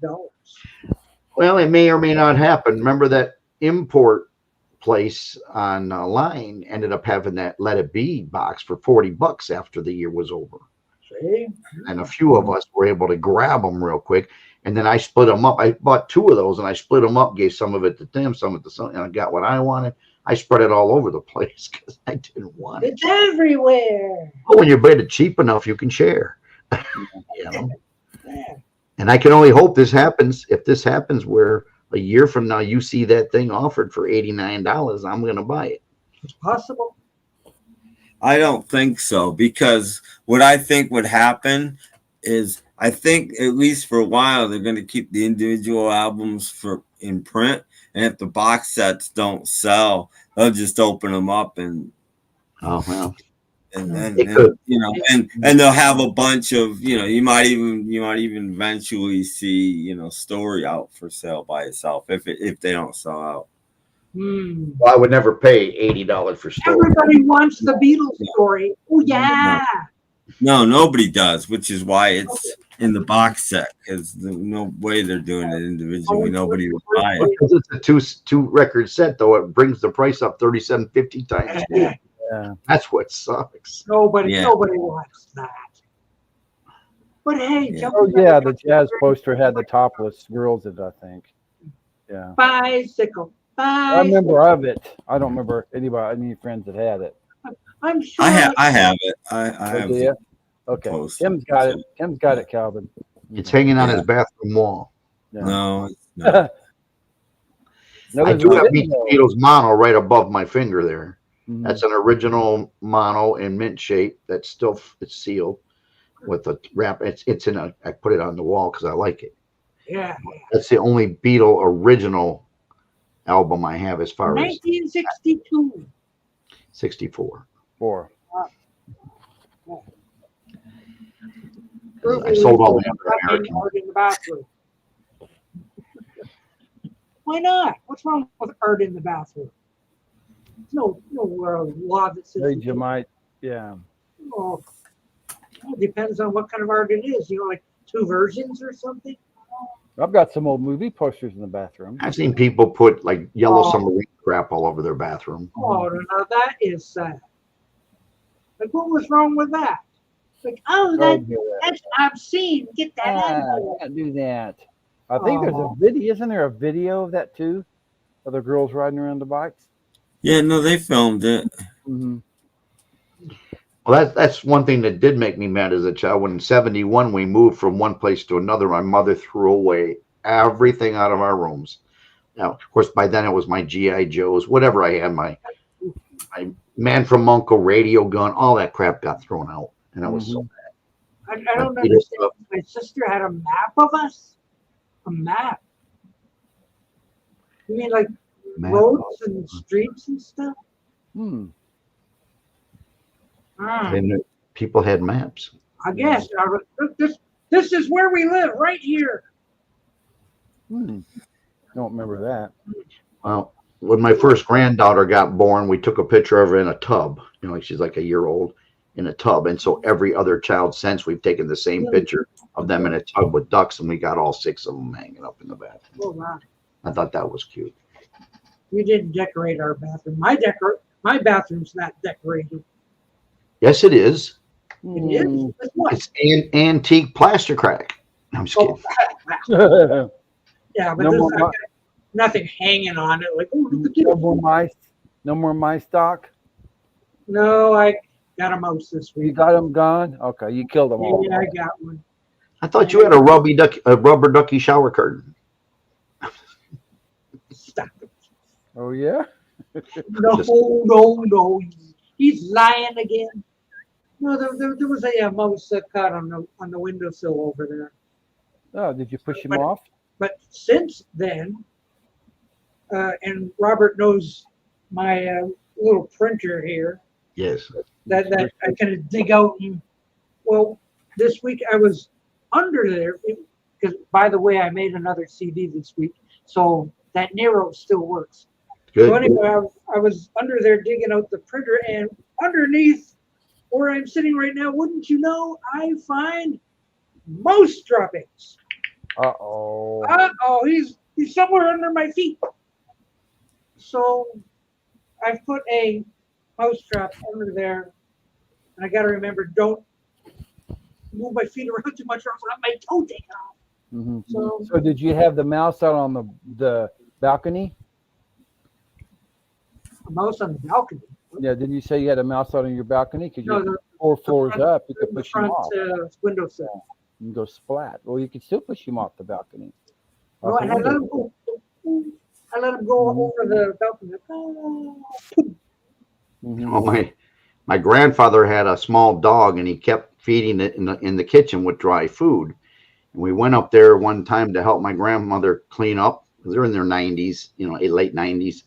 And we moved the couch, and there was like 40 pounds of dog food in back of the couch that the mice had been taking little by little from the kitchen where the dog was and storing them in their couch, because they hadn't moved their couch in 40 years. Wow. And we lifted it up and like, oh my, literally it was like 40 pounds worth of, so the mice have been going in there for the last 40 years, little by little. He said, they don't eat much. My grandpa didn't care, but I seen them, but he never moved it. Yeah. Years. I don't know what's worse, mice or roaches. Yeah, we haven't had a single mouse. And I don't know. I don't have either. So, No, me neither. Yeah, I'll bring you some. I would say roaches. I got the Yeah, bushy rats that hang out by the door because the kids feed them peanuts and stuff. So every morning there's one called Blackie, one called Fred, and some of they hang out at the door. You got to name one Rocky. Mm-hmm. I don't have one named Rocky. Sorry, No, I understand the click now, but the kids wouldn't understand that. One name Secret. She named them. Fred or What's the Tex Avery one? Screwy. Screwy Squirrel. I know Secret Squirrel, and I know Rocky the Squirrel. Mm-hmm. Yeah, look up Screwy Squirrel. Tex Avery actually hated him, so he killed him. Oh, okay. He actually killed his own cartoon character. He hated it so much. I think your landlord's putting them there to try to move you out. Maybe. He's not getting enough rent. That rent control stuff is killing him after you've been there, 30 years? Yep, basically, yeah. He wants you gone. It'll be 30 years in May. Well, you've been in the same apartment for 30 I've been years? in the same apartment for nearly 30 years. and they can't raise the rent, but this much each year. So once he leaves, someone's going to pay $4,000 a month. Basically, yeah. Wow. He's in there for $650 or something, Yeah. No, look, Beetle Brad is out there. Beetle Brad. Hey, hope you feel better. Oh my goodness. OMG, it's Beetle Brad. Yes. You can come up and join us if you want. Maybe show us your hand or whatever. We need to see you, Beetle Brad. Yes, make sure you're feeling better. I've showed everything I've got. Yeah, we got 40 minutes left. We want to see you, We got Brad. 40 Come on. minutes to go. 40 minutes. I've got new stuff coming next week, so we'll see. Well, Richard's not here. But he would flip if he was. Oh, yeah, I was going to say, yeah. He might sing another song. Steven's here. Steven's here. And we have a ski lodge this week, too. That'd be nice. Natalie, whatever, my brain isn't. The girl that does the promos on the Facebook. Oh, Nadia. Yeah. Nadia. Nadia. Yeah, she's doing a fabulous job. Oh, yeah. Kicking my butt over there. Yeah, she did the extra sketch one, the slot machine. I mean, it's just fabulous. Yeah, I like the slot machine one. Great job. You're looking for all these little things, like he's over on the handle, he's over at the bottom. Now they go these hidden little things she's putting in there. She's doing a great job. I really appreciate her. She's an artiste, yes. I'm not quite sure what she does for a living, but it's better than what I can do in my dreams. But it's very nice. Steve Beetle Brad shows up down there. I'm glad he has good support. My wife did bring me an aspirin. I might as well take it. Go ahead and play that again. Oh, okay. The one and the two. No. Light up wonder. Light out wonder. Oh.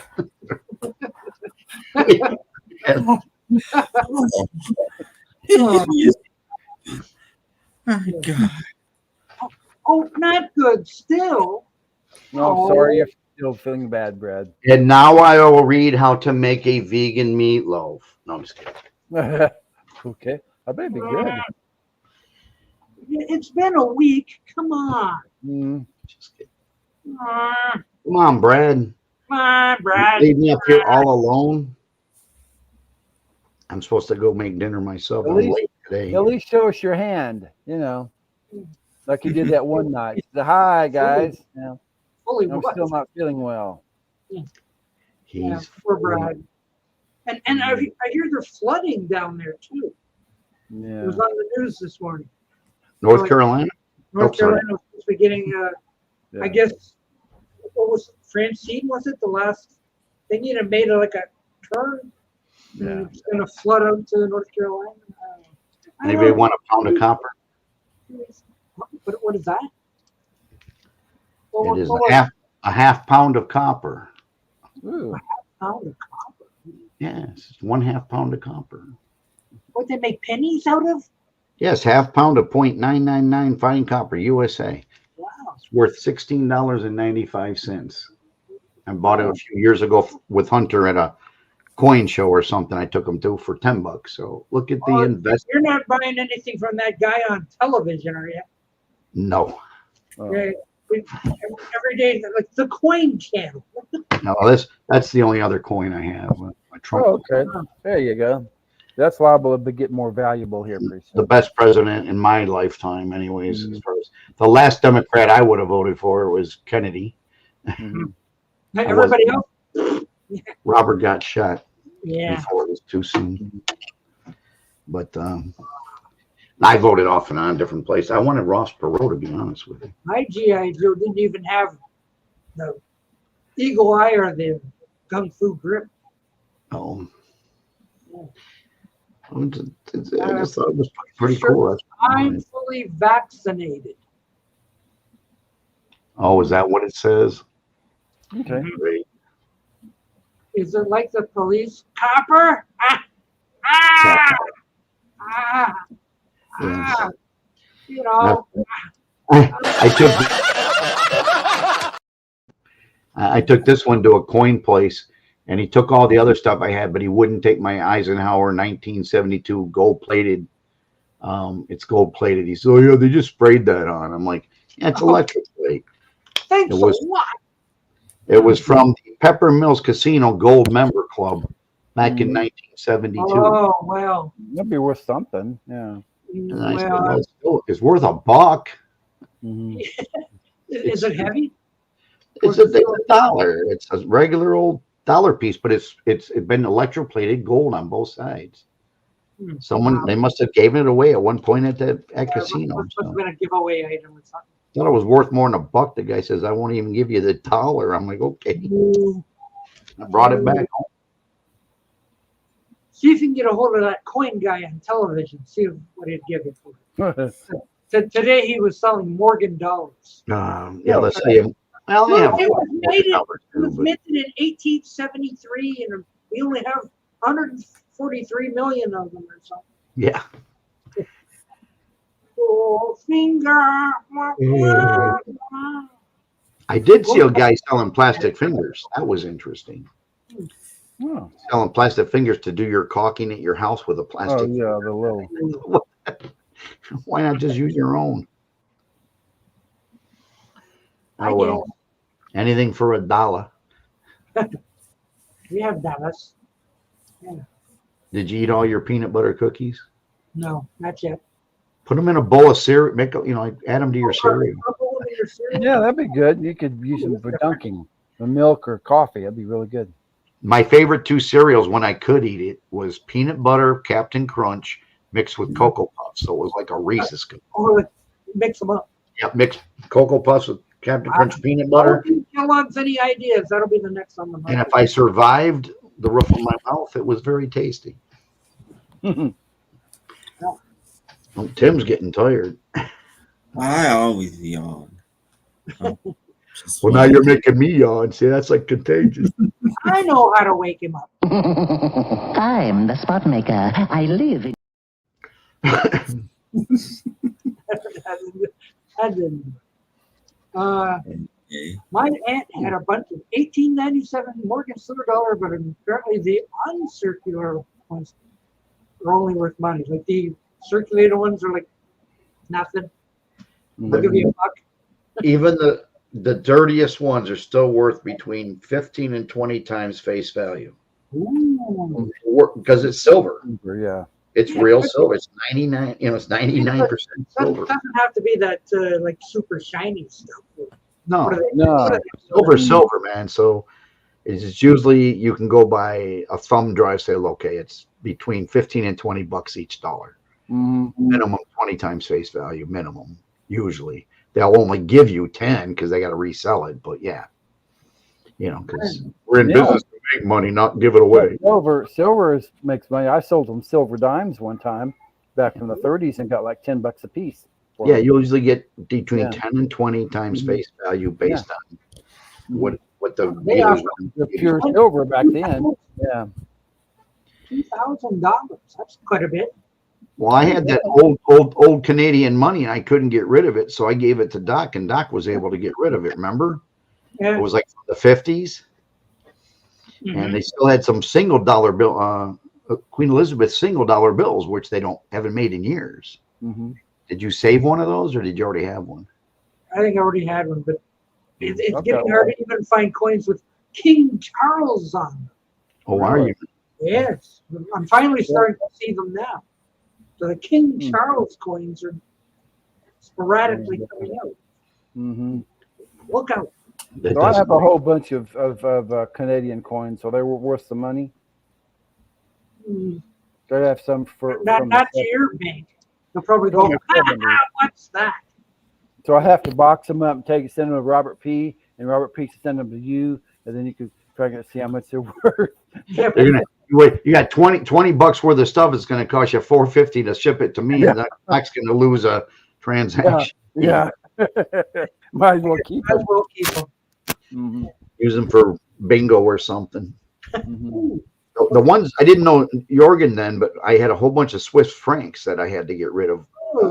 About $20,000 worth. Whoa! So we had to take it to a special place that would do the transfer for us because they were old ones from the 60s, and they wouldn't take them at the regular bank. We found a guy that would take them. Two-legged rats. Two-legged rats. Two-legged rats. Squirrels that stand on I two don't legs. know what the hell is that. What? Two-legged rats. All All right. Well, Crazy stuff. it's getting. Does anybody do that yet? Oh yes, we Oh yeah, we did do that. Yes. we could do it again. Whose birthday is it? Check your things. Who's close now? No, nobody. Nobody. Our September Nobody in birthday. October. Not till December. Susan Day. Susan Day.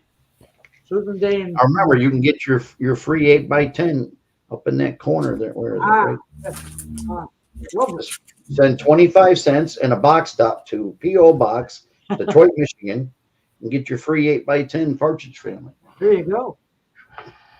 Sounds like fun. Get yours. I will honor it if there's on a box top. Yeah, very good. Please, Spock, do me a favor. And don't say it's fascinating. No.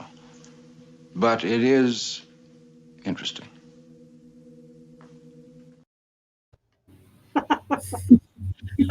Who said Star Trek couldn't be funny?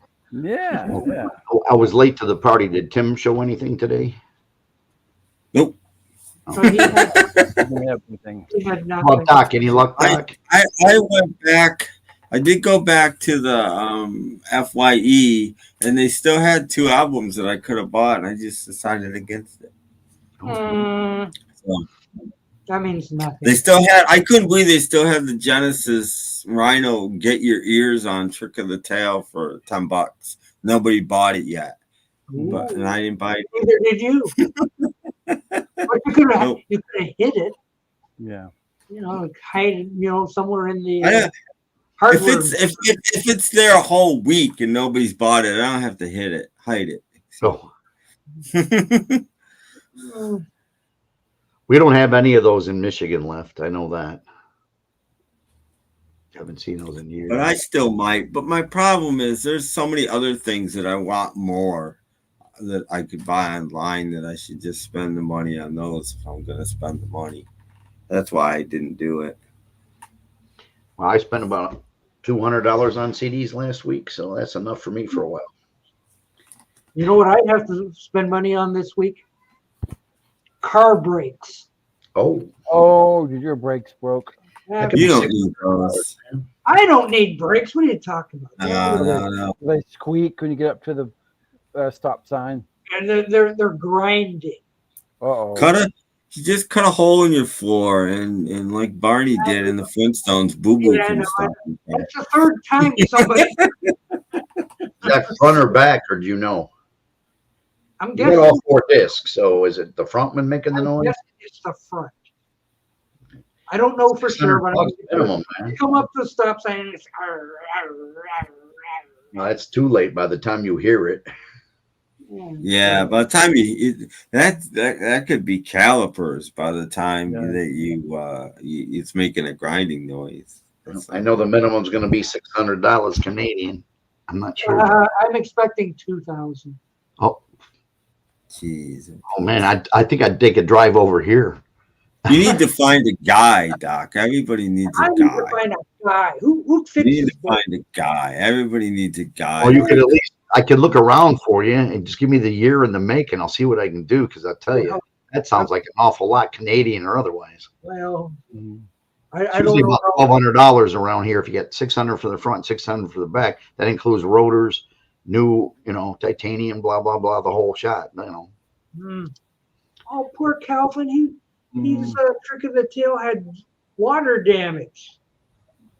Well, Calvin, if you want to come to America to a little beat up town, there's one for $10 in an FYE bin. There you go. There you go. See, problem solved. And it's on yellow vinyl. Ooh, bonus. The dog. Yeah, it's vinyl. Start your ear off right version. So it's really good quality. It's on yellow vinyl. Yeah, it's a good one. Excuse me. That'll be the yacht. I'm sorry, Robert. We're keeping you up. Well, it's been whenever you got grandkids, it just keeps you popping all weekend. Yeah. They're gone today. And the Lions lost today too. Yeah, I didn't hear any roaring from my window. Yeah. Oh, he does brakes cheap. Well, there you go. Can you make it to Vancouver in the car? As long as I don't stop. As long as you don't stop. Stopping is the problem. At that cost, I have done front brakes before, but never like well, you don't have disc anymore, but I never did disc brakes. I had my brother-in-law do the last kind that we had like that, but disc brakes are fairly simple, but if you don't want to be, I know where you live, and I know you just can't be hung out in the street with a jack and sitting on a milk crate, you know. Yeah, so this week I got to work on it. So. Well, you can, like I said, you can give me the make and model. I see what someone around here does them. I'm just gonna go to my neighborhood Speedy. And The only guy I know that does them around my neighborhood is right near that restaurant. It's on 13. He's on Utica and Groesbeck area. See where Paul lives. Everything's downhill from the Rockies. You don't have any little shops, Doc? Because usually a little shop will charge you less than Firestone. Well, Firestone's on the corner, but like Joe's Garage, you usually charge you less because they want the business. Any Joe's Garage around here? I had a guy do my brake pads for $150. Oh well. He said on our way to Oklahoma.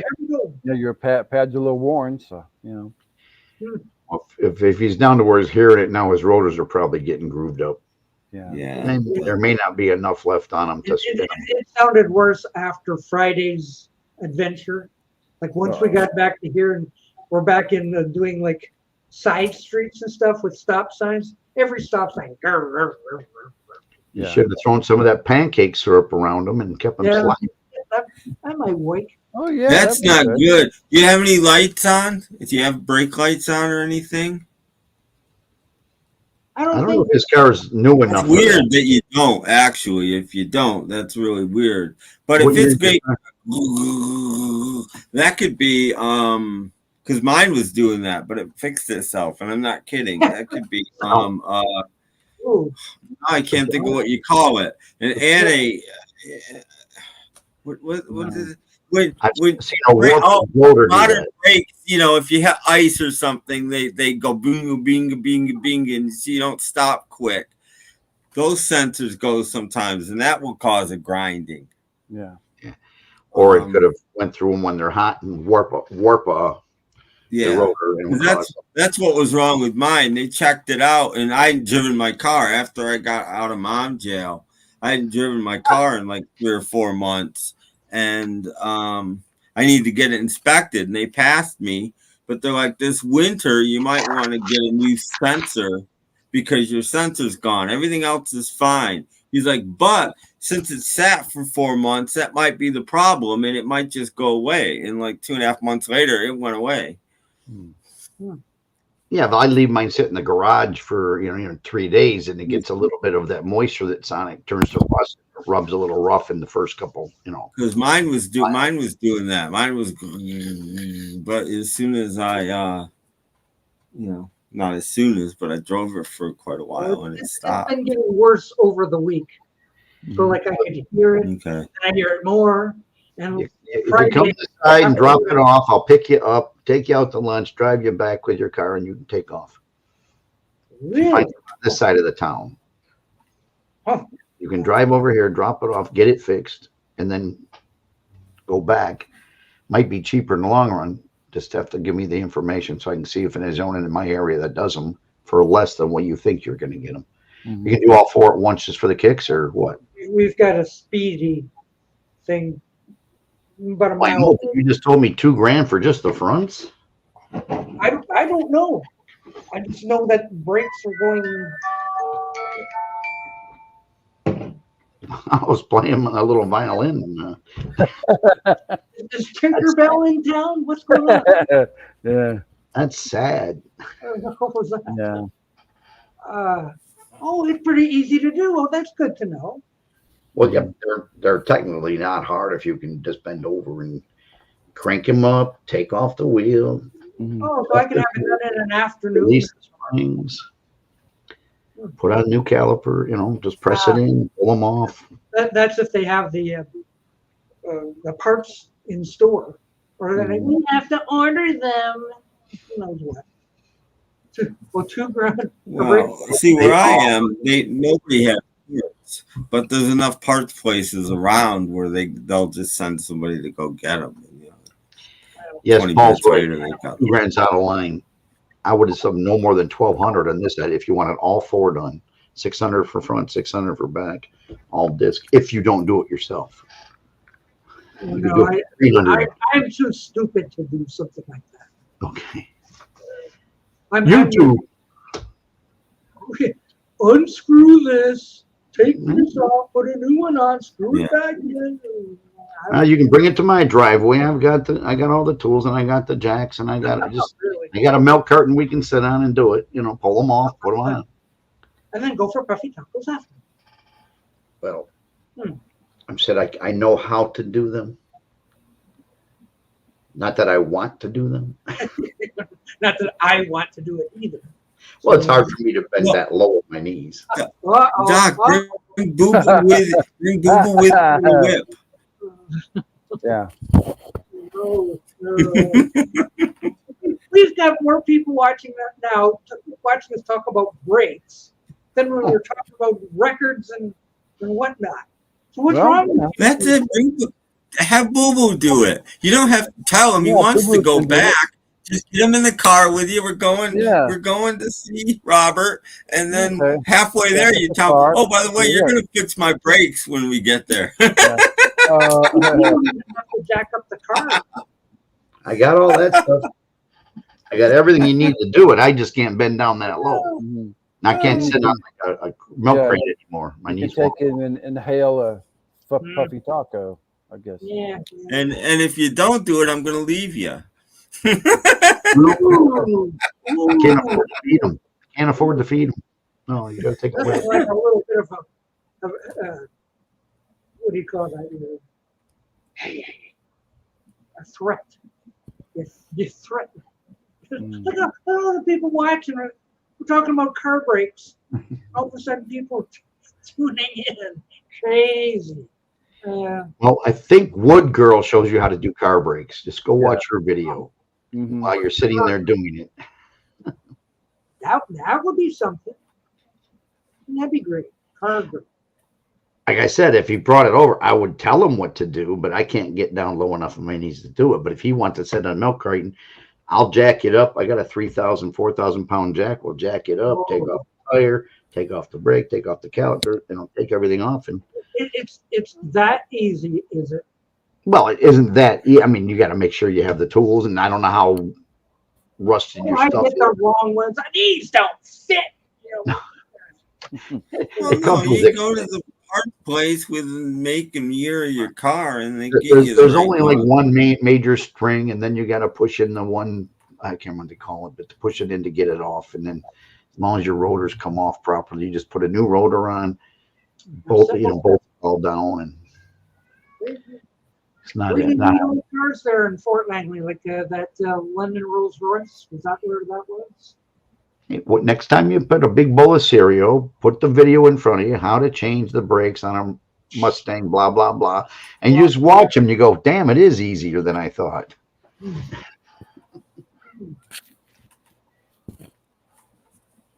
He bought the kit to squeeze the caliper pistons back. I just have a giant C-clamp that'll do it, but yeah. Yeah, it's kind of embarrassing driving around and coming up to a stop sign going,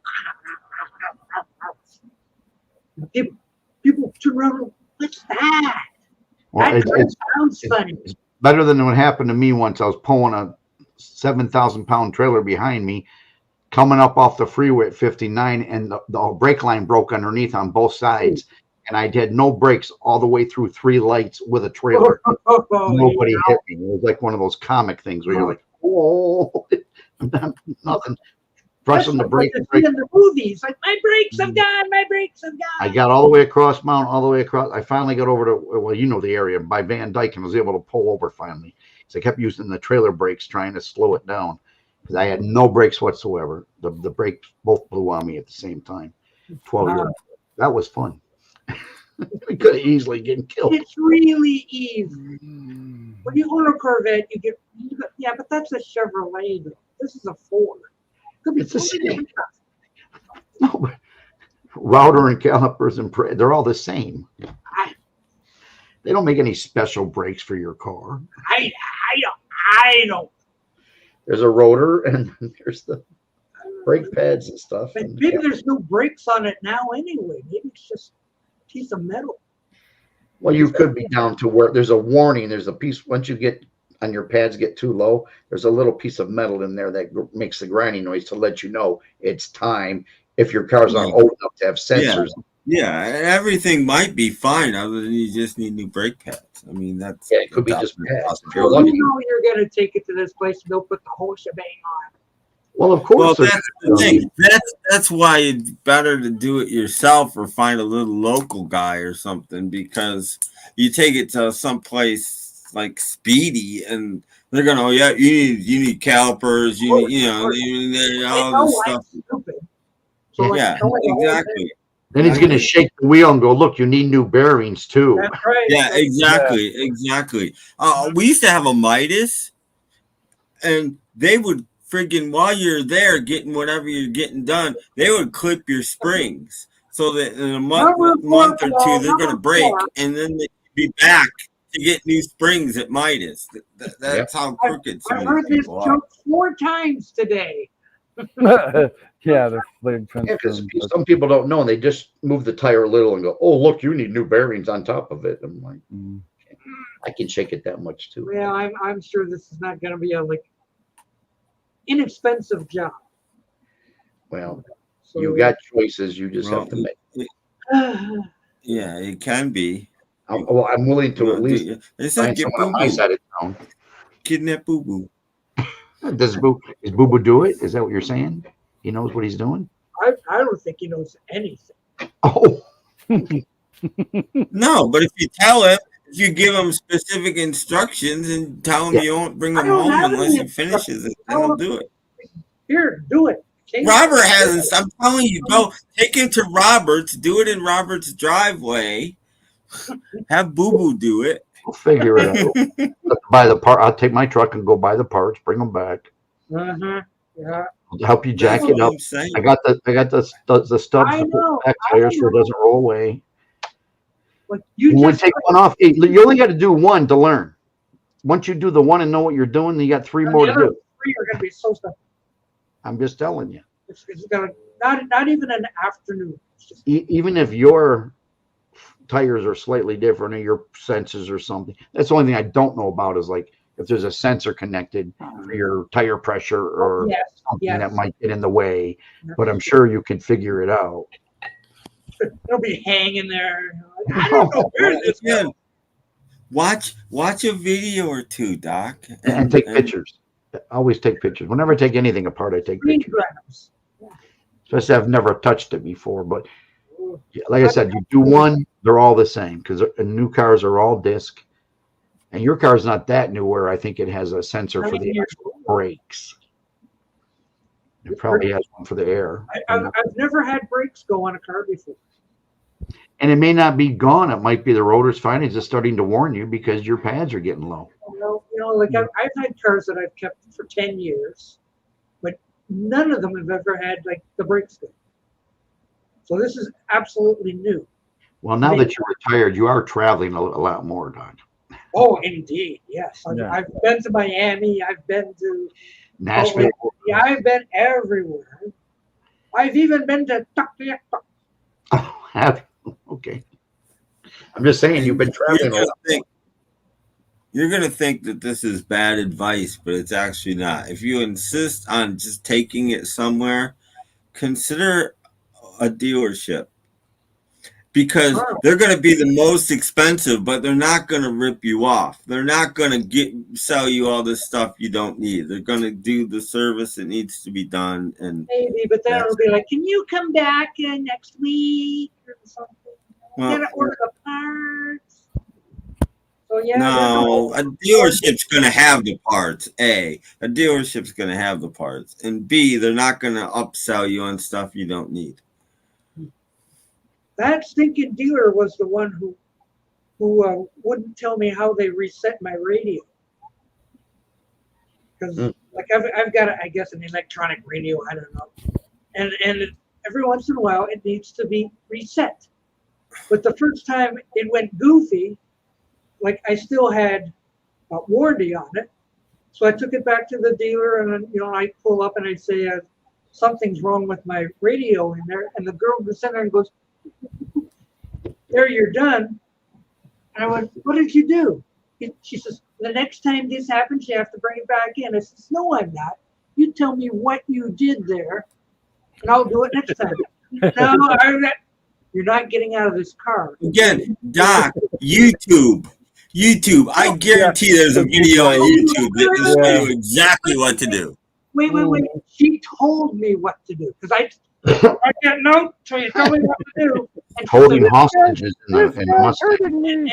And I have done it several times since. Okay. But so when the radio goes, I know how to reset. So I don't need YouTube. I don't need that lady anymore or into the thing. I know what to do to reset that radio, and I've done it quite a few times. Well, once you change brakes on one car, the next car you'll understand. The next car will be, I don't know, a Honda. I can't do my own anymore. I know what to do, but I can't. My brother helped me last time because he can bend down. See, I can change the calipers in about 15 minutes. Set of pads with 2 wheels and would cost about $100 for a decent set. Oh, where are you going, to the junkyard? No. When I figure $2 grand is piracy. The pads. He's talking about the pads are nothing for a good, I don't know. Any auto store. I don't know what auto stores you have in Canada. Go to AutoZone. Any auto store. If you need new rotors, they go between $50 and $125 based on the car. Some Volkswagens, I had to pay $75 a piece for rotors, but it's still cheaper than a 2000. Yeah. That's my dilemma for the next. Watch a video and then do it. There's tons of good people on YouTube that make really easy to understand. I fixed appliances. I fixed my washer and my dryer watching YouTube videos. Do you think I know anything about a washer and a dryer? No. In fact, I fixed 2 dryers. Wow, an app to fix my oven. An app fix your oven? An app to fix your oven. Yeah.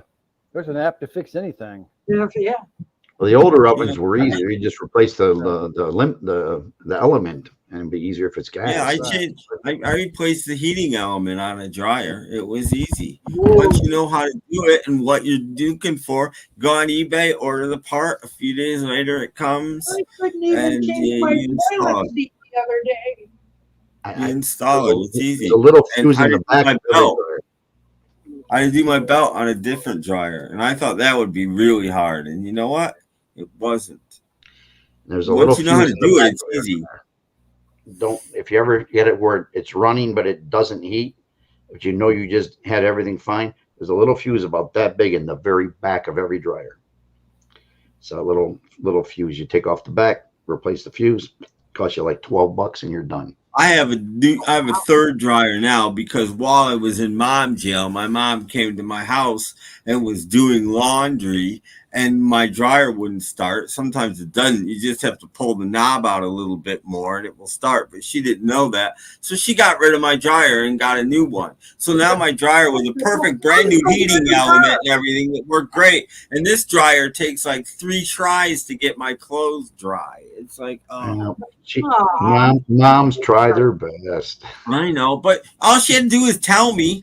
All she had to do is not sneak behind my back and go, look, this is what I'm doing. Well, I'll tell you, but no, I'm not allowed. So, jail. Anyway, yeah, my washer wouldn't go off. It would fill up, but it wouldn't start. Okay. And I'm like, well, what? So I watched a couple YouTube videos and I find out that the switch that makes the water goes bad, that makes the water not run when you lift the lid up. Right. All you got to do is run a wire between that switch and the thing, bypass that switch. If you don't got kids or anything, you're doing your laundry, you don't care if the water's going in while you're, so you do that. That's all you have to do. We're running wire between there and there. My washer is absolutely fine. Done. Fix your washer. Sounds good. Don't need an app, just need a YouTube video. Shania Twain got money for that, you know. I can honestly say YouTube has saved me a ton of money over the years. Remember what I was doing? So much from YouTube. I took apart my whole phone. One of these phones, tore it completely apart. I bought the heat gun, cost $50 for the heat gun, and heating up. Tore it all apart, fixed everything, added new memory, added new whatever I wanted, closed it all back up, and I got it fixing where they wanted $250. And it cost me $50 for parts, and I did it myself. Yeah, a couple of the channels I watch most often are Fix-It channels. Wow, I'm watching the wrong channels. I'm watching. I'm watching like this man lost his voice, but still had a #1 record. Who could that? I don't watch that one anymore. Yeah. You don't watch that anymore. No. Well, Doc, if you're still trying to save seconds. Oh, is it a good time to save seconds? I'm just saying, if you're still trying to save a few minutes or something.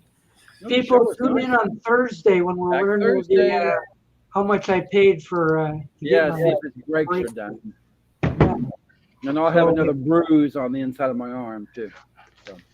Don't forget to, if you want something, give me a call. There you go. Yes. Call today. Trying to help my friends. Yeah, take care, everyone. We'll see you on Thursday. Nice meeting you all. Bye-bye.